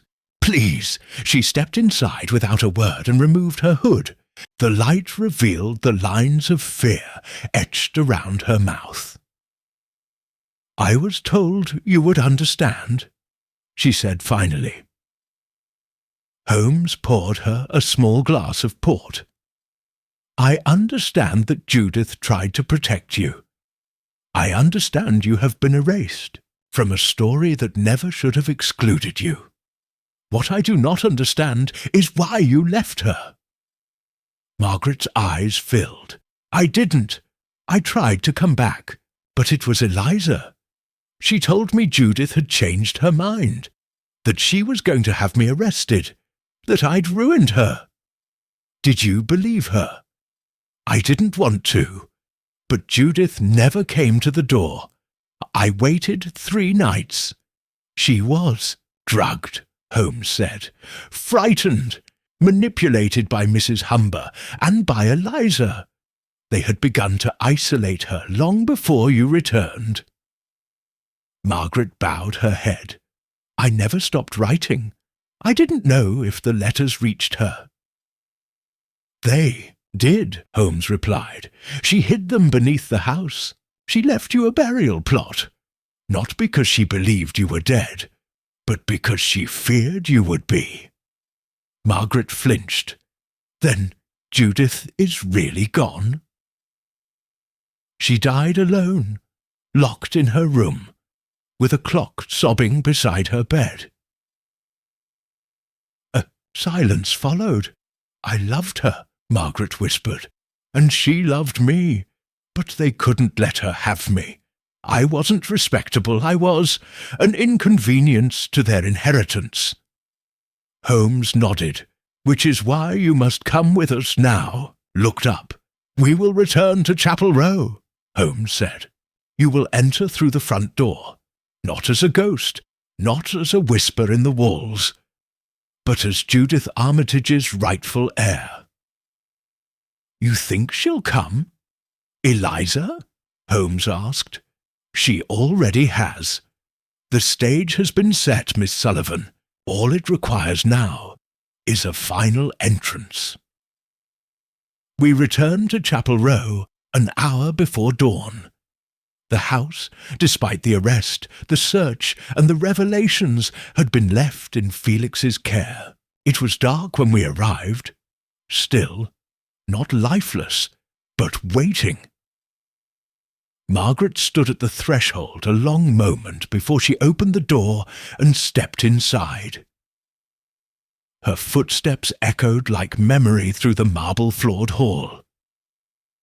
Holmes turned to me. She will go to the drawing-room. Wait by the hearth. The letter she left is there. Judith's final one. I placed it myself. What do you expect Eliza to do? I expect her to return, Holmes said. The mind unravels not when it is caught, but when it is almost caught. We did not wait long. Less than an hour after Margaret had disappeared into the drawing-room, a noise stirred at the back of the house. A creak, then another. Footsteps, on the stairwell, not from the main staircase, but the servants' path, the one leading from the attic to the pantry. Holmes signalled for silence. Eliza appeared moments later, barefoot, hair loose, her dressing gown clinging like a shroud. She walked with slow precision, candle in hand, as though repeating a ritual already performed 100 times. She did not call out. She entered the drawing-room. We followed in silence. Margaret was standing before the hearth, Judith's letter open in her hands. Eliza stopped. The two women stared at one another. "You're dead," Eliza said hoarsely. "No," Margaret replied, "only forgotten." Eliza's eyes moved to the letter. "She chose you." "She loved us both," Margaret said, "but only one of us let her die." Eliza shook her head slowly. "I didn't mean to. I only wanted her to see how fragile you made everything. I wanted her to remember that this house, this family, meant more than feelings." Holmes stepped forward now, his voice cold and clear. "You orchestrated the mechanism. You used Edison to build the sound trigger. You fed Mrs. Humber with lies and righteousness until she believed she was saving Judith's soul. And when it all began to fall apart, you tried to silence the past with walls and whispers." Eliza turned to him, her eyes wide. "I never wanted her dead," she whispered. "But you wanted her gone," Holmes replied, "and in the end that was enough." Margaret said nothing else. She walked past Eliza, folded Judith's letter into her coat, and opened the front door. The morning light had begun to bleed into the sky, grey and pale and cold. "Where will you go?" I asked. She turned. "Home," she said. "Here." Holmes nodded. As the door closed behind her, Eliza collapsed to her knees, candle flickering in her shaking hand. "I only wanted to be seen," she murmured. "Holmes knelt beside her. She saw you, and she forgave you. But some debts, Miss Armitage, are paid not in inheritance, but in memory." Chapter 12. The Moment of Recognition. The sun rose slowly over Chapel Row, casting long shafts of light through the drawing-room's lace curtains, gilding the dust that floated through the silence, like motes of time suspended mid-air. Eliza had been taken into custody just before dawn, led out with a blanket over her shoulders and no resistance in her step. Her eyes held no malice, only the hollow stare of someone who had looked too long into the past. Margaret Sullivan sat by the fireplace, Judith's final letter still folded in her hands. She had not spoken since Eliza's departure. Holmes, standing by the mantel, gazed at the crack in the clock face, now still, silent. The weeping had ended. It was always about memory, he said at last. I looked up from my seat near the window. What do you mean? Holmes tapped the side of the clock with his forefinger. The ghost was never in the walls, Watson. It was in the mind. Judith Armitage was haunted not by spirits, but by her fear of forgetting, and of being forgotten. She built her life around precision and ritual. Her clocks didn't just mark time, they preserved it. When that structure began to fray, when the people around her began rewriting the world in which she'd lived, she clung to the only thing she could still control. He paused, and Eliza saw that as weakness, a crack she could exploit. Margaret spoke, her voice soft. Judith told me once that time could be a comfort, but only if it was honest. Holmes turned to her. She tried to shield you, even from the truth. She didn't want me to suffer, Margaret said. She thought if she kept me hidden, kept me unspoken, the world wouldn't touch me. But it did. It always does. Holmes approached the hearth and drew from his coat a small envelope, aged, sealed with wax. We found this in the drawer beside her bed, addressed to you. Margaret took it with trembling fingers. She opened it slowly, carefully, as though the contents might vanish if rushed. Inside was a short note in Judith's hand. My dearest, if this reaches you, it means the world has done what I feared. It has turned against us. But know this. What I gave you was never a gift to be revoked. You were my light. If time must end, let it end with truth. Judith. A tear slipped down Margaret's cheek. She knew, she whispered. She knew what they were planning. But she chose love anyway. Holmes stepped back. Love, like time, leaves its mark. Some try to erase it. Others build clocks that cry. Later that afternoon, we returned to Baker Street. The case, as far as Scotland Yard was concerned, was closed. Mrs. Humber remained in custody, her role in the psychological manipulation undeniable. Eliza Armitage would be tried not for murder, but for conspiracy and cruelty, for constructing an illusion so potent that it had led to a slow and silent death.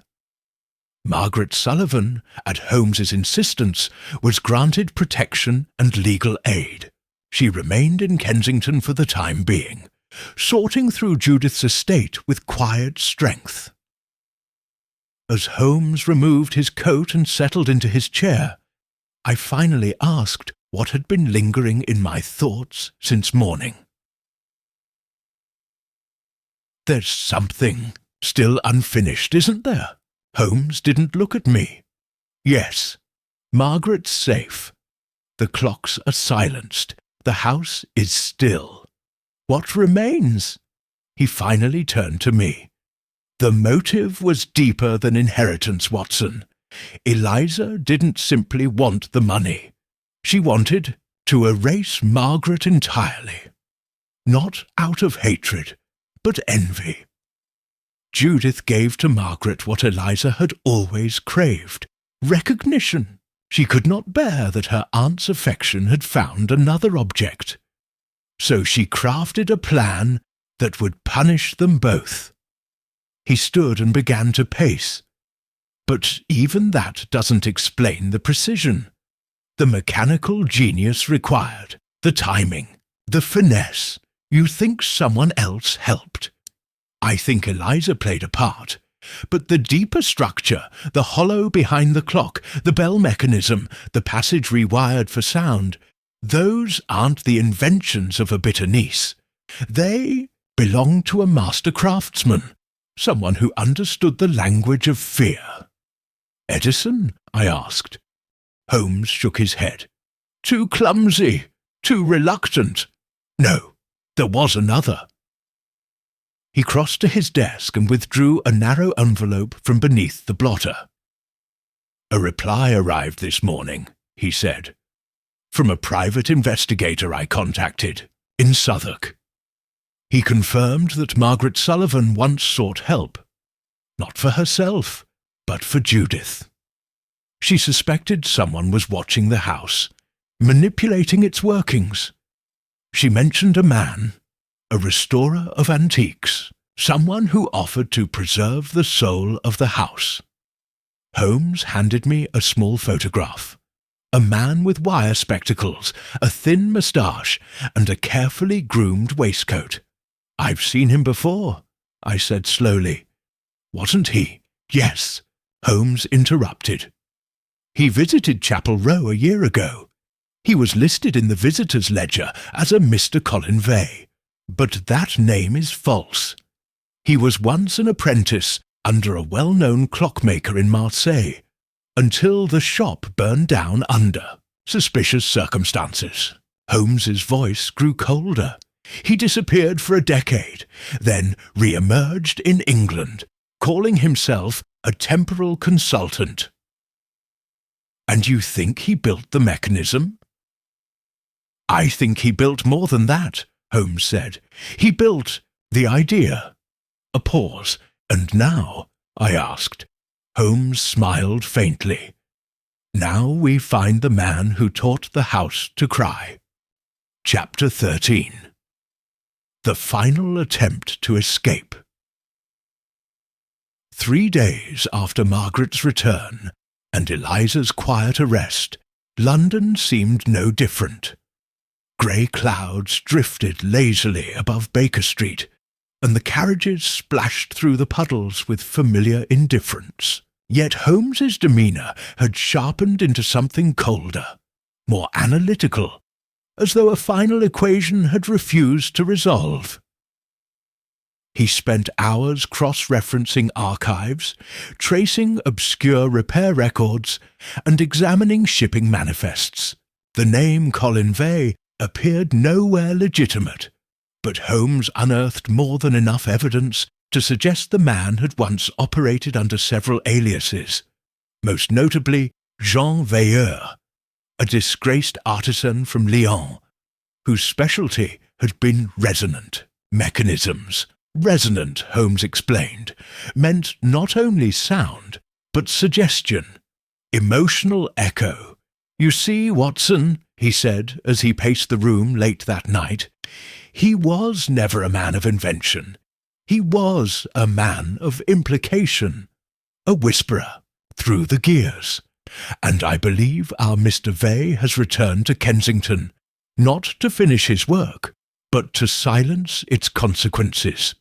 Do you think he knows that Margaret has resurfaced? I believe he fears it, Holmes replied. Judith's death may have been slow, but her documents remain. Legal amendments, the bundle of letters, the altered will. If Margaret is legitimized, the ghost he manufactured becomes real. That is a danger to men like him. Holmes paused, and men like him do not run when cornered. They strike. The following morning a letter arrived for Margaret Sullivan. No return address, no seal. The envelope was unremarkable, save for the initials JV in the lower right-hand corner. She brought it directly to Baker Street. Holmes opened it with a blade. Inside was a folded page, elegant script, only 2 lines. Some wounds only open in silence. Meet me where the bells stopped, before the hour strikes again. Margaret looked up. I know that phrase. Judith wrote it once. Holmes stared at the paper. "It's not meant for the heart. It's meant for the house." He turned to me. "Watson, fetch your coat. We're returning to Chapel Row."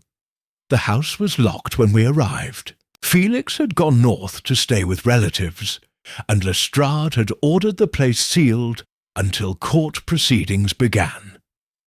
Yet Holmes had arranged access through official means, and the key turned easily in the front door. The hallway was dim and smelled faintly of dust and damp linen. Everything remained as we had left it, except for one thing. The weeping clock was gone. Holmes's expression did not change, but I saw the tension gather at the corner of his jaw. "He's already been here." He led us swiftly upstairs, past Judith's chamber, past the drawing room, to the grandfather clock that had once concealed the hidden stair. The clock's front had been torn open. Its innards were missing. Holmes examined the wood, running a gloved finger over the scraped brass lining. "He's dismantling the evidence." Margaret clutched the banister. "The note, 'Before the hour strikes again.' What does it mean?" Holmes turned to her. "It refers to the chamber beneath the house, where time was made to cry. He wants to meet you there." She stiffened. "Alone?" "Precisely because you're not alone," Holmes said. "He believes you're afraid, that you'll come seeking answers. But we will be waiting first." We descended the hidden stair once more, lantern in hand, to the circular room carved from the foundations. The chamber had changed. A single chair now sat in the centre. On it, a pocket watch, ticking softly, its face cracked. Holmes examined it. "This is his warning. A clock that still moves, unlike the others." He turned to me. "Take Margaret, and hide behind the shelving there. I will wait in the passage." "What are you expecting?" "A confession," he said, "or a disappearance." We had been waiting only 15 minutes when the faint creak of the upstairs floorboards reached our ears. Margaret tensed beside me in the shadows, but Holmes, somewhere just outside the doorway, remained still. The footsteps grew closer. Then a figure descended. He was tall, well-dressed, with a trimmed beard and gloved hands. His face, in the lantern's reach, was unfamiliar, but there was something wrong about him, as though he'd been pulled from the wrong century. His movements were graceful but deliberate, each step calculated. He did not speak. He walked to the chair, picked up the watch, and sat. Then he drew from his coat a slender tool, something like a tuning fork, and tapped it gently on the stone floor. A low hum resonated. The sound curled around the room, vibrating not in air, but in thought. Margaret stiffened. I felt it too, a pressure behind the eyes. "I see you haven't brought the ghost," the man said quietly. His voice was cultured, tinged with a faint French accent. "Only the stagehand." Holmes stepped from the passage. "You've done well, Mr. Vey, or whatever name you last used." The man did not startle. "I remember you," he said calmly. "The detective who thought clocks only told time." "They tell much more," Holmes replied, "especially when they're made to cry." A faint smile touched the man's lips. "You understand, then?" "I understand fear, and I understand that you used it like a hammer. Not for money, but for craft. You wanted to be remembered." The man's smile faded. "I built something timeless," he said. "A house that could speak.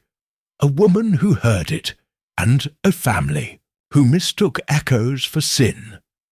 Holmes stepped forward. "You manipulated them all. For what?" For permanence, Vey said. The work I did in France was destroyed. My reputation burned away. But here I was invisible, and the mechanism endured. Even you, Mr. Holmes, walked into the trap and heard it cry. But Margaret lived, Holmes said, and so did the truth. For the first time the man's composure cracked. She should have been erased, he hissed. She was. The house was perfect, and she ruined it. He stood suddenly, drawing something from his coat. A blade, thin, wicked, curved. I moved to rise, but Holmes was faster. He stepped between us, his cane flashing once. The blade clattered to the floor. Constables stormed in behind us, Lestrade, punctual as ever, with his men at the ready. Jean Veilleur, Holmes said, you are under arrest for the psychological, manipulation, attempted murder, and falsification of the will of Judith Armitage. Vey did not struggle. He only smiled. They will still hear it, he said softly. Even when it stops ticking. Back in Baker Street that evening, Holmes sat in silence for a long time. Then he turned to me. The man wanted to be a ghost, Watson. But ghosts cannot build clocks. Only monsters can. He reached for the fire poker and stirred the embers. And monsters, he said, must be shown their reflection. Chapter 14. Holmes closes in. The final clue revealed. The following day was one of unusual quiet in Baker Street.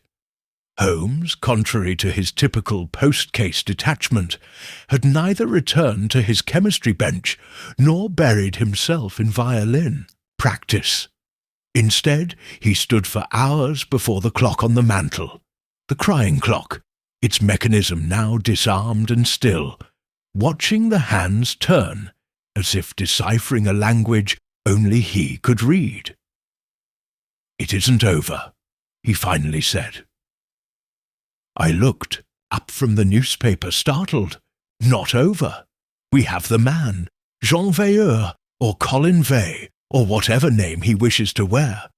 The mechanism is exposed. Margaret has the will. What remains? Holmes stepped to the fireplace and stirred the embers. "There is a pattern," he said, "and one missing beat, something that still eludes me." "You believe he wasn't acting alone?" "No. I believe he acted with the full force of his own ego and obsession.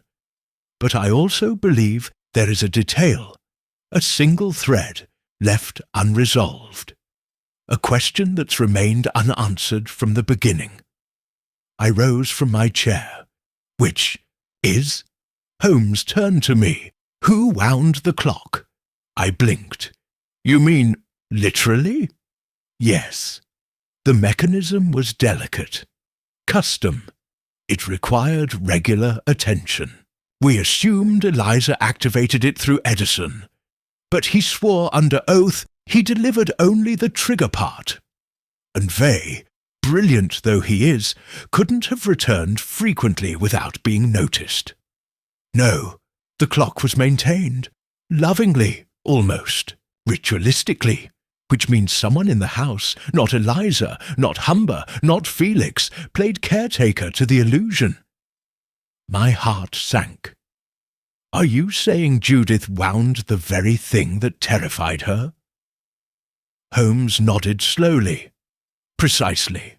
And that, Watson, is the final twist." He moved to the side table and retrieved Judith Armitage's prayer journal. The slim volume Felix had overlooked until the night of the first sobbing sound. Pages torn. Holmes muttered. Sections removed. And yet, if we examine what remains. He held the book to the light, angling the thin paper. There, pressure marks. He traced them with his fingertip. Judith wrote something. A confession, or perhaps instructions. Let us try a pencil rubbing." Within minutes, he had shaded the page carefully, revealing the ghost of a message once violently removed. "If I forget, remind me. Wind the clock at 2. Let her come. Let her know." I stared at the words. Judith wasn't manipulated. She participated. "She was dying, Watson," Holmes said quietly. "She knew it. Whether from grief or poison or despair, she knew the end approached. And rather than leave Margaret locked out forever, she chose a final ritual. She allowed the crying to continue, because it was the only sound Margaret might recognize." He closed the journal softly. She wasn't haunted. She became the haunting. That evening we returned to Chapel Row one final time. Margaret Sullivan had chosen to remain for the reading of the will. The solicitor, a pale man with poor eyesight and an impeccable sense of propriety, oversaw the gathering from behind a pair of round spectacles. In the drawing-room sat the full cast of survivors: Margaret, Lestrade, Felix, summoned back reluctantly from the countryside, and a constable posted by the door. Eliza had waived her right to attend, her statement of confession sealed within the hands of the prosecution. Holmes, though not officially involved in the proceedings, stood quietly near the tall window, his silhouette framed against the pale curtain. The clock, sat upon the mantel, silent at last. The solicitor cleared his throat and began to read. The early clauses were simple: monetary bequests to a handful of charities, a donation to St. Catherine's Chapel. Then, to Margaret and Sullivan, I bequeath the entirety of my estate, including the property at Chapel Row and all associated belongings. It is my wish that she be permitted to remain here, should she choose, or dispose of the home as she sees fit." Felix stiffened, but said nothing. The solicitor continued, "To Eliza Armitage I leave my collection of devotional books and the brass mantel clock that once stood in the nursery. I hope she will come to understand time not as a weapon, but as a healer." Silence followed. When it ended, Margaret sat still, her hands folded in her lap. "I didn't want her house," she said softly. "I only wanted her memory." Holmes finally stepped forward. "She gave you both," he said, "but one of them had to be earned." He turned to Felix. "There will be no charges brought against you. You were guilty of ignorance, not malice. But I suggest you do not return here. This house is no longer yours." Felix rose with reddened cheeks and strode from the room without another word. The constable nodded to Lestrade, who followed him out. Holmes remained still for a moment. Then, from his coat pocket, he withdrew the broken watch we had found beneath the chapel. He placed it on the table. Margaret looked at it. "That was Judith's," she said. "No," Holmes replied. "It was yours. She kept it hidden, wound it each week. It was how she remembered you." The watch ticked once and stopped. Later that night, as we walked back through the gaslit streets, I asked Holmes a final question. "Will the house remain haunted?" Holmes considered. "No," he said at last, "but it will, remember." Chapter 15. The final gathering Chapel Row had never felt more silent. It was a strange kind of silence, no longer the oppressive hush of a house guarding its secrets, but the reverent stillness that follows confession. With Eliza's arrest and Jean Veilleur behind bars, the structure seemed to have exhaled, the very walls slackening after months, years of tension. Holmes and I arrived at the house late in the afternoon. The drawing-room had been restored to a sense of order. The clocks, once synchronized to chime in dread unison, now ticked without ceremony.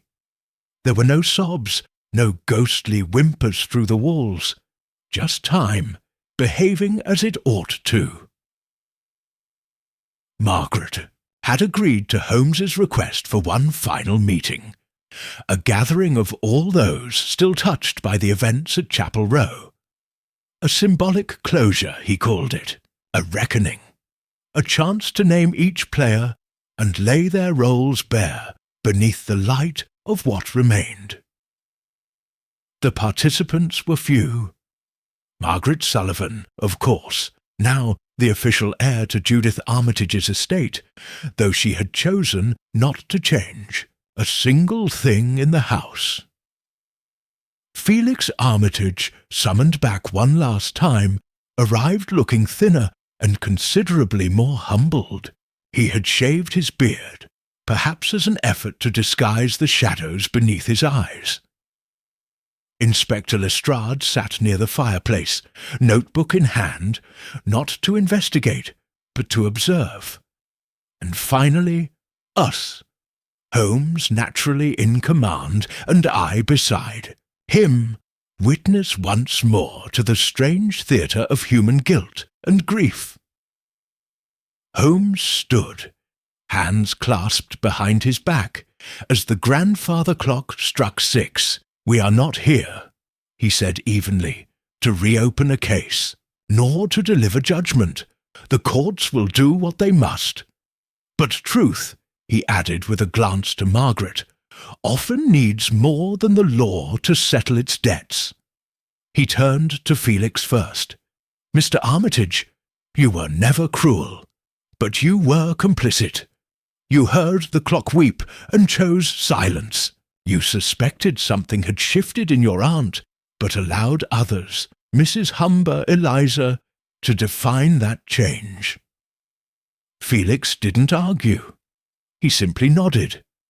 "I didn't want to know," he said, "and that was my greatest fault." Holmes nodded, as if marking that admission. Mrs. Humber, now awaiting trial, operated under a conviction twisted from righteousness, but the seed of that conviction was sown by Eliza. Eliza believed herself cast aside, not only from Judith's affection, but from legacy. That bitterness became a performance, and it worked. Holmes looked toward Margaret. "You were the only one who never sought control, only presence, and so you became a threat to those who measured their worth in ownership." Margaret sat very still, her hands folded tightly in her lap. "I didn't want her money," she said quietly. "I wanted her memory to be safe. She wasn't perfect, she was guarded, but she was kind. She protected you," Holmes said, "even in death, by keeping the letters, by planning the clock's cry as both signal and testament." He walked slowly to the old desk in the corner, Judith's writing desk, which had remained untouched for weeks. Holmes opened the drawer and withdrew a single object, a thin iron key. "This," he said, holding it up, "was found beneath the false drawer, hidden with care. It belongs to a compartment I initially believed decorative, inside the chapel crypt." Lestrade raised a brow. "There's more?" Holmes smiled faintly. "Always." We returned to the chapel before sunset, Margaret and Felix trailing behind us through the crisp dusk. The key fit a lock embedded in the wall behind Judith's reserved plot, hidden beneath a wooden cross. The compartment revealed a narrow wooden box. Inside it, a final letter. Margaret opened it with trembling fingers. "To my family, such as it remains. If you are reading this, I am likely gone. I do not fear death. but I do fear that truth will vanish with me. To Margaret, I give this home not because she is convenient, but because she reminded me what it means to feel without permission. To Eliza, I leave my forgiveness. To Felix, my regret. And to whoever seeks to control this house through clocks and echoes, know this: no mechanism holds against time forever. Even sorrow fades. Judith Armitage. No one spoke for some time. Then Felix stepped back. I will not contest the will, he said, nor return to this place. Margaret folded the letter gently. She never stopped believing in us, she murmured, even when we stopped believing in her. Holmes placed the box back inside the compartment and closed it with a soft click. That evening, the final gathering disbanded. Lestrade left with the letter in hand, its contents to be sealed in the IR official record. Felix departed quietly, offering Margaret a hesitant nod, one she returned with a faint, tired smile. Only she remained behind as Holmes and I stood once more in the hallway of Chapel Row. She will be safe now, I asked. Holmes nodded. From the house, yes. From time, that is another matter. He glanced at the weeping clock, now repaired, its cry silenced forever. Grief Watson is its own kind of engineer, but I believe she will build something new with it. As we stepped out into the street, Holmes paused. He looked back at the house, not with suspicion, nor with cold calculation, but with something I saw only rarely in him: reverence. This house held a secret for years, he said softly. Not a crime, not a ghost, but a woman's will to be remembered. He turned away. And now she will be. Chapter 16. The Reveal. Holmes breaks down the crime. It was a foggy morning in Baker Street, when Holmes finally agreed to recount, in full, the intricacies of the case that had confounded even Scotland Yard's most seasoned officers. The fire crackled steadily in the hearth. A pot of tea sat untouched between us, and my notebook was open on my lap, half filled with fragmented thoughts from the past weeks. Holmes, seated opposite me with his long fingers steepled beneath his chin, stared into the flames. "Watson," he said at last, "the tragedy at Chapel Row was never one crime. It was a symphony of choices, some cruel, others cowardly, and a structure built not from malice alone, but from longing, memory, and manipulation." I nodded. "Begin at the beginning, then. Help me understand what even now feels unreal." Holmes leaned back, his voice calm but precise. Judith Armitage was a woman of routine and ritual. Her love of clocks was not a mere aesthetic obsession, but a psychological necessity. Time for her was the only force she could master absolutely. When her health began to decline, mentally if not physically, she leaned further into that mastery. "Enter Margaret Sullivan," Holmes continued. Young, vibrant, emotionally honest in a way Judith had never allowed herself to be. She was not a servant, but a companion. Perhaps more. Judith, for the first time in decades, allowed someone into her life without condition. He paused. This upset the household order.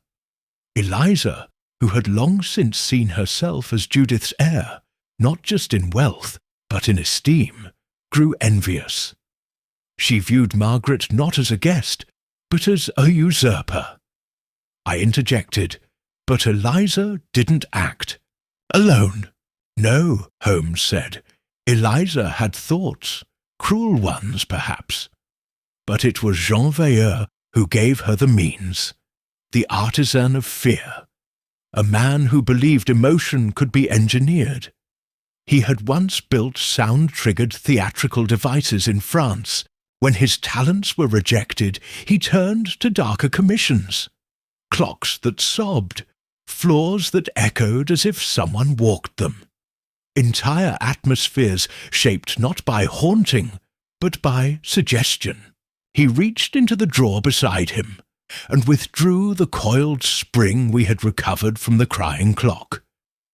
This, he said, was the linchpin, a false sobbing mechanism designed to emit a chime that mimicked the rhythm of human grief.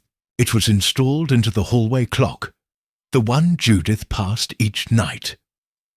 Paired with nightly doses of laudanum, supplied by Mrs. Humber at Eliza's urging, it created an atmosphere where Judith came to believe her house mourned alongside her.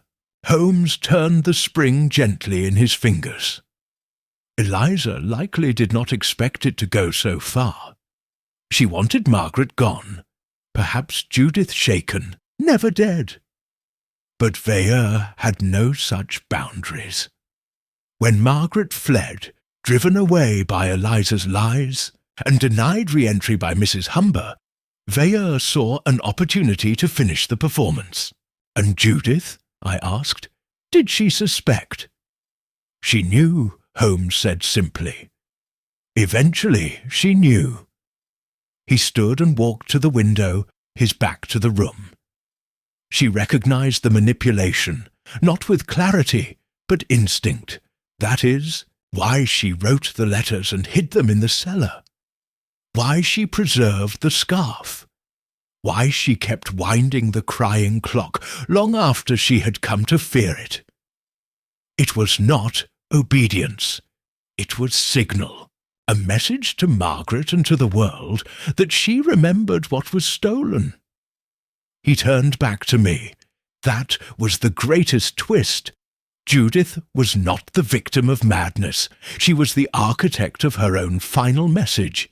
She used the very tools meant to terrify her as instruments of remembrance. What of Mrs. Humber? A believer, Holmes said with a tinge of sadness. But of the wrong faith. She saw Judith's late-in-life affection as a moral failing. When Eliza confirmed those fears, she joined the performance eagerly. She drugged Judith not to kill her, but to cleanse her. And Felix? An audience member. Nothing more. He saw the show and chose to look away. Holmes moved back to the fire, watching the coals settle. In the end, it was Margaret who brought the story full circle. Her reappearance threatened the illusion. And Veilleur, fearing exposure, returned to the scene to dismantle what he had built. He underestimated her resolve. And yours, Watson. I shook my head. You were the one who saw it. Every moving part, every false clue. You pulled it together. Holmes was silent a moment. Then he smiled faintly. There are no ghosts, Watson, only echoes. And in the right hands, echoes become tools. Weapons, warnings. He sat down again, this time with a softer gaze. But the most powerful of all echoes is memory. And in Judith Armitage's case, it rang louder than any clock. Look down at my notes. The story was there now, shaped and whole. But even as the details fell into place, a strange quietness lingered in the room, as though the case had taken something from both of us, left some residue neither time nor logic could fully remove. Will Margaret stay? I asked. For now, Holmes said. She will catalogue Judith's estate, donate the clocks, keep the house quiet. And the crying clock. Holmes looked toward the timepiece on the mantel, now still and polished to perfection. "I've asked her to keep it," he said, "not for fear, but for memory." Chapter 17. Outcome and Justice. The trial of Jean Veilleur took place under a veil of uncommon discretion. The Crown, perhaps embarrassed by how thoroughly its officials had misread the strange happenings at Chapel Row, allowed the proceedings to unfold with little public fanfare. The charge was not murder. There had been no overt act of violence they could pin to him, but conspiracy to commit psychological harm, manipulation of an estate through coercive influence, and illegal tampering with a will. Holmes testified, of course, delivering his statement with clinical precision. He spoke not as a dramatist, but as a watchmaker might describe the movements of a mechanism. Each part, each cog, each subtle click that led from deception to destruction. The courtroom, packed with reporters and legal clerks, sat in silence, as he described how grief had been engineered with such delicate cruelty. Eliza Armitage, through her solicitor, pleaded guilty. She had been deemed unfit to stand a full trial, and was remanded to a sanatorium on the Isle of Wight. According to Lestrade, she remained quiet, spending her days pacing the white-walled corridors and staring out windows she never opened. Mrs. Humber, older and frailer by the day, was charged with reckless endangerment and accessory to manipulation. Her sentence was merciful, a suspended term with the condition that she never again serve in a private household. And Veilleur, convicted on all counts, sentenced to 12 years in solitary confinement. His final words before being led away were as cryptic as ever. "They will remember me when they forget the rest. The House remembers."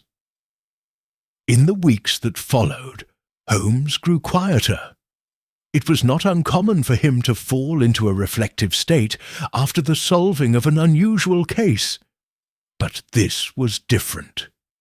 There was a heaviness in him that lingered beyond the facts, a residue of what had been done not with poison or blades, but with sound and silence, with grief wound like wire around the soul of a house. One evening, as we sat by the fire, I asked him outright, "Does it trouble you?" Holmes did not look up from the pages of Judith Armitage's final letter, which he had taken to reading in the evenings, as if searching it for one last piece. "More than most," he admitted, "because it was built so carefully. Not merely the device, Watson, the emotion. Veilleur didn't destroy her with violence. He let her destroy herself and called it design." He closed the letter gently, but also because she knew. She saw what was being done, and she still tried to forgive it. A pause passed between us. I said, "That was her strength, wasn't it? Not that she saw everything, but that she chose compassion in spite of it." Holmes nodded. She could have written a damning letter, named names, broken the family apart before she died. Instead, she left breadcrumbs. She trusted that someone would follow. He looked at me. She trusted us. Margaret Sullivan chose to remain in London. She did not sell Chapel Row. Instead, she opened its doors to those who had once been turned away. Quietly, discreetly, she began converting the house into a residence for women in need of refuge. No fanfare, no charity drives, just quiet rooms, warm food, and a few old clocks, most of which no longer worked. "I don't want them to tick," she said when I visited one spring afternoon. Time should be gentle in this house now. One clock remained in perfect condition. The weeping clock, polished, intact, its mechanism rewired by Holmes himself to ensure it would never make another sound, unless Margaret wound it intentionally. I asked her if she ever had. She smiled. Only once, she said, on the anniversary of Judith's passing, just to let her know I remembered. As for Holmes, he never spoke of the crying clock again. Not in public, not even in private. But I often caught him, in the months that followed, pausing before clocks in other rooms, in courtrooms, hotel lobbies, train stations, as though listening not to the time, but to the silence between ticks. And once, while organizing old case notes, I found something folded into the final page of the Chapel Row file. Not an analysis, not a deduction, a single quote in Holmes's unmistakable hand. What is remembered lives twice. The case was never published in the official record, not under its true name. Too delicate, too personal. But I have recorded it here faithfully, as I recall it. Because some stories, like the old clocks of Chapel Row, do not ask to be wound. They simply ask not to be forgotten. Chapter 18. Holmes's final reflection was several months after the resolution of the Chapel Row case, when Holmes and I found ourselves once again in the golden hush of an early summer evening. The city had warmed, and with it the mood of Baker Street had lightened. The case of the crying clock had left its imprint, subtle but deep, and yet, as with all great tragedies, it had slowly receded into memory, like a tide returning to the sea. We sat together in our usual chairs, a quiet between us that only long friendship makes comfortable. "Watson," Holmes said, breaking the silence, "do you believe a house can remember?" The question, sudden as it was, did not surprise me. "I believe people remember," I replied, "and that memory lingers in the spaces where it lived." Holmes gave a faint nod. "Indeed, we often chase what we can measure. Footprints, fibres, fingerprints. But what undoes a mind is rarely what it touches. It's what it echoes." He rose, walked to the fireplace, and retrieved from the mantel the small, once accursed timepiece. Now inert. The crying clock. "You were right to say it was never about murder," I told him. "It was about manipulation, a cruelty of silence and suggestion. But it was also about grace, wasn't it?" Holmes turned the clock over in his hand, studying it like an old wound. "Judith Armitage chose not to strike back," he said quietly. "She could have damned Eliza. She could have exposed Veilleur long before. But she didn't. She left a trail, not a verdict, because she believed someone would care enough to follow it." He placed the clock back gently. "I almost missed it," he added. "The final clue, the one that made it all cohere." I sat up. "You never told me what it was." Holmes turned, the ghost of a smile in his eyes. "It was not a note, not a device. It was a single absent sound." I frowned. "Absent?" He nodded. "You remember the first time we visited the house? The moment we reached the upper hallway where Judith had died. Every clock had stopped, every chime had been silenced, except one. And yet there was no ticking, none at all. Even the hallway clock, which was central to the case, sat still. "But it cried," I said, "every night at 2:17. Holmes raised a brow. "Exactly. But not that night, not when we were present." I stared at him. She stopped it. Holmes smiled. She knew we were coming. Armitage may have written to Margaret, but she knew someone else would eventually appear. Someone with bad reason. Someone who might see.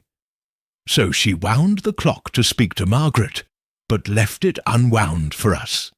It was an invitation and a test. He sat once more, the weight of the case now receding like a shadow at dusk. "And you passed," I said. Holmes gave a slight shrug. "We did, but only because we listened." A knock came at the door. It was Wiggins, hat in hand. "A letter, Mr. Holmes, from Miss Sullivan." Holmes took it, read it in silence, then handed it to me. The note was brief. "The house is quiet. We go. Women sleep without fear.